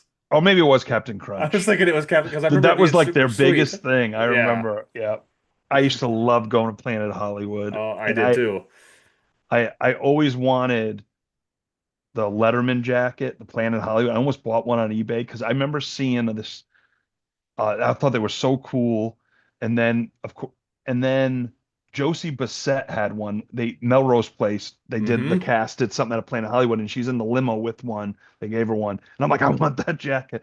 Yeah. Um, and because I remember because I got shot glasses from but the Maui one, I still have my Maui hat. I don't know if it's still there, but when I went to Maui in 98, 99, Uh-huh. yeah, I remember, yeah, I got the hat, but I was like obsessed with it. When I had the game. Did you have the game, I Ando? did not have the game, but Okay, I had the I did game. eat there way too many times. I had that stupid game, the trivia game where it had lights up, the ball lights up. I was just obsessed. I was obsessed with Planet Hollywood. That's awesome. I don't know. You know, we haven't really gotten into a lot of Stallone or Willis or Schwarzenegger films yet. So, I mean, there will be a but it'll yeah. be interesting to see how many, like, because I don't think that way. So it's fun to hear when you're doing the stats on it, Yeah. like putting these films together. I don't be like, well, I can't put that film here. I'm more Yeah. number in film, not Yep. what's around it. Yeah. Um, except in like the top 20, the top 100, I Well, kind of have to do that because yeah, that's like that's the a little real. different. Yeah. But like for now, like I don't really. So this should have gotten remaked, or did get remaked. The What were the other themes? Films that Um, were good but just not missing yeah, something. not quite. And you know, I would say the Rocky Balboa, I would say is really, really good. It doesn't take it to the next level that some of the best Yeah. Rocky do, but this is still really, really good quality. And most of these films, like I said, are very good quality, I think, And on this speaking of block. these films, Ando, coming in, I'll recap it before we get out of here. 805 Yes. Autofocus, 804 Underworld, 803 Down and Dangerous, 802 John Wick Chapter 2, 801 Ocean's 11 from 1960, 800 Andy's favorite Iceman from 1984, 799 Blair Witch Project, 798 Restore Point, the Czech film, 797 The Shallows, and 796 Rocky Balboa. I think what we've learned is that if we ever have any more Czech films, we're getting your wife to do a guest cameo to Yes, so do the she's gonna have cast to list pronounce for it for us. us. Yeah, yeah, I'm gonna have to get her to come on and do it. Because I But know yeah, I you didn't do butchered the hell you out did, of but that. yeah, you did, but it wasn't that as bad as it could have been. I mean, let's That's face true. it. That's true. Oh Oh, man. yeah. So So yeah, um, remember go to dvrpodcast.com for all the cool shows and stuff we covered. Recently, we completed Duster. Unfortunately, Duster was canceled after one season. Hopefully, maybe someone else will pick it up, but should that's still go watch kind of Duster sad. anyways, because it's a great show. Watch it and listen to the pod Yep. because it's worth it because we do have creator and showrunner Latoya Morgan on for an interview, which was awesome. And so that's just for And that. those are some of the Listen, funnest pods we've done in a long, long time. yeah, That yeah, was that just a was a fun run. fun season to cover. And you and Axel are going to be covering Alien Earth. Yes, starting in like 2 weeks, I think. Oh, wow. And then, of course, our Around the Couch, our football pod comes back with Brett, Axel, Ando, and myself. And that's going to be fun doing it on the YouTubes. Yes. That's going to get be a whole ranting and new, raving. yes.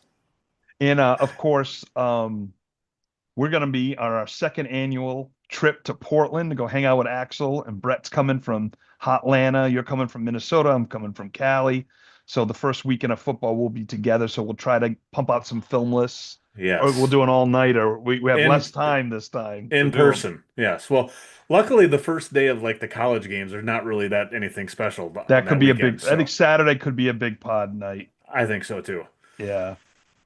And So Axel claims that he's actually going to watch a bunch of the films that we'll be covering that weekend. So we'll see if it happens. Axel, I'm calling you out live on the pod. yeah, I don't think he's gonna have time, but maybe, maybe. I think he would put forth the effort a week before we're showing. He goes, oh crap, I gotta Yeah. watch Restore He's, Point Two. he'll be Uh, he'll Thursday night he's just going to binge do a 10 I film want to get marathon. Brett to watch something, get on the pod. Have our. I mean, Brett is the best audience member of all time, studio audience member of all Yes. time.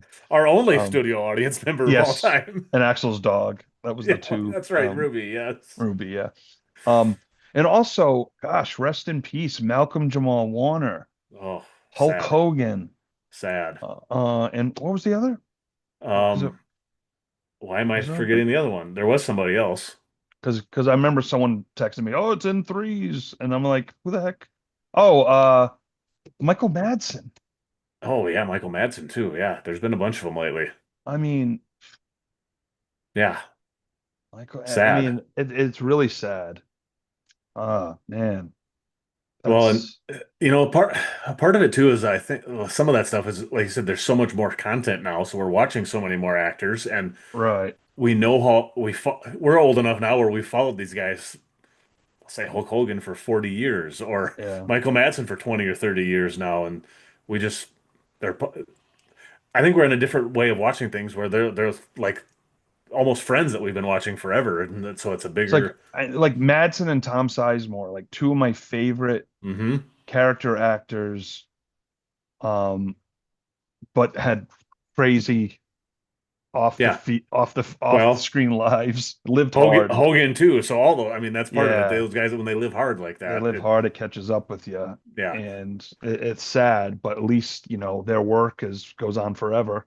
yeah. Uh, so we can always go back and with their memory and watch a Species, or they covered that on the Ringer, Species. Of course. Oh, I haven't listened to that one Oh yet. yeah, the Yeah, because rewatchables. yeah, it's the one of their. It's I think it's one of their big anniversaries this year at Species. I think it was like 95. I want to Well, say. that's the summer of '95. I don't know if you remember on a past film list, but the summer of '95, I was interning in California in LA. Oh yeah, So yeah. I had no TV, so all I did was go to the That's right. movies. Yep. And that was the Batman Forever, Die Hard with a Vengeance, Yeah. Walk in the Clouds, Judge Dredd, Yeah. uh, Because we've talked about a whole bunch Species, of those. Yeah. Species. Yep. I haven't decided if Species is on the list, but I don't think it'll make it. That's But I one did I see would. it like twice in the theater because I had nothing else to I do. also saw that in the theater. I have fond memories of that film, even though I know it's not anything special. I would that's one I would not be afraid to rewatch at some point. Did say in the rewatchables that Michael Madsen has the best lines, and I'm like, oh yeah, they were playing something like, oh yeah. And One Ben that Kingsley didn't even want to be and there. Forrest Whitaker too. The cast is like crazy Marge good. Hellenberger, Yeah. like, yeah.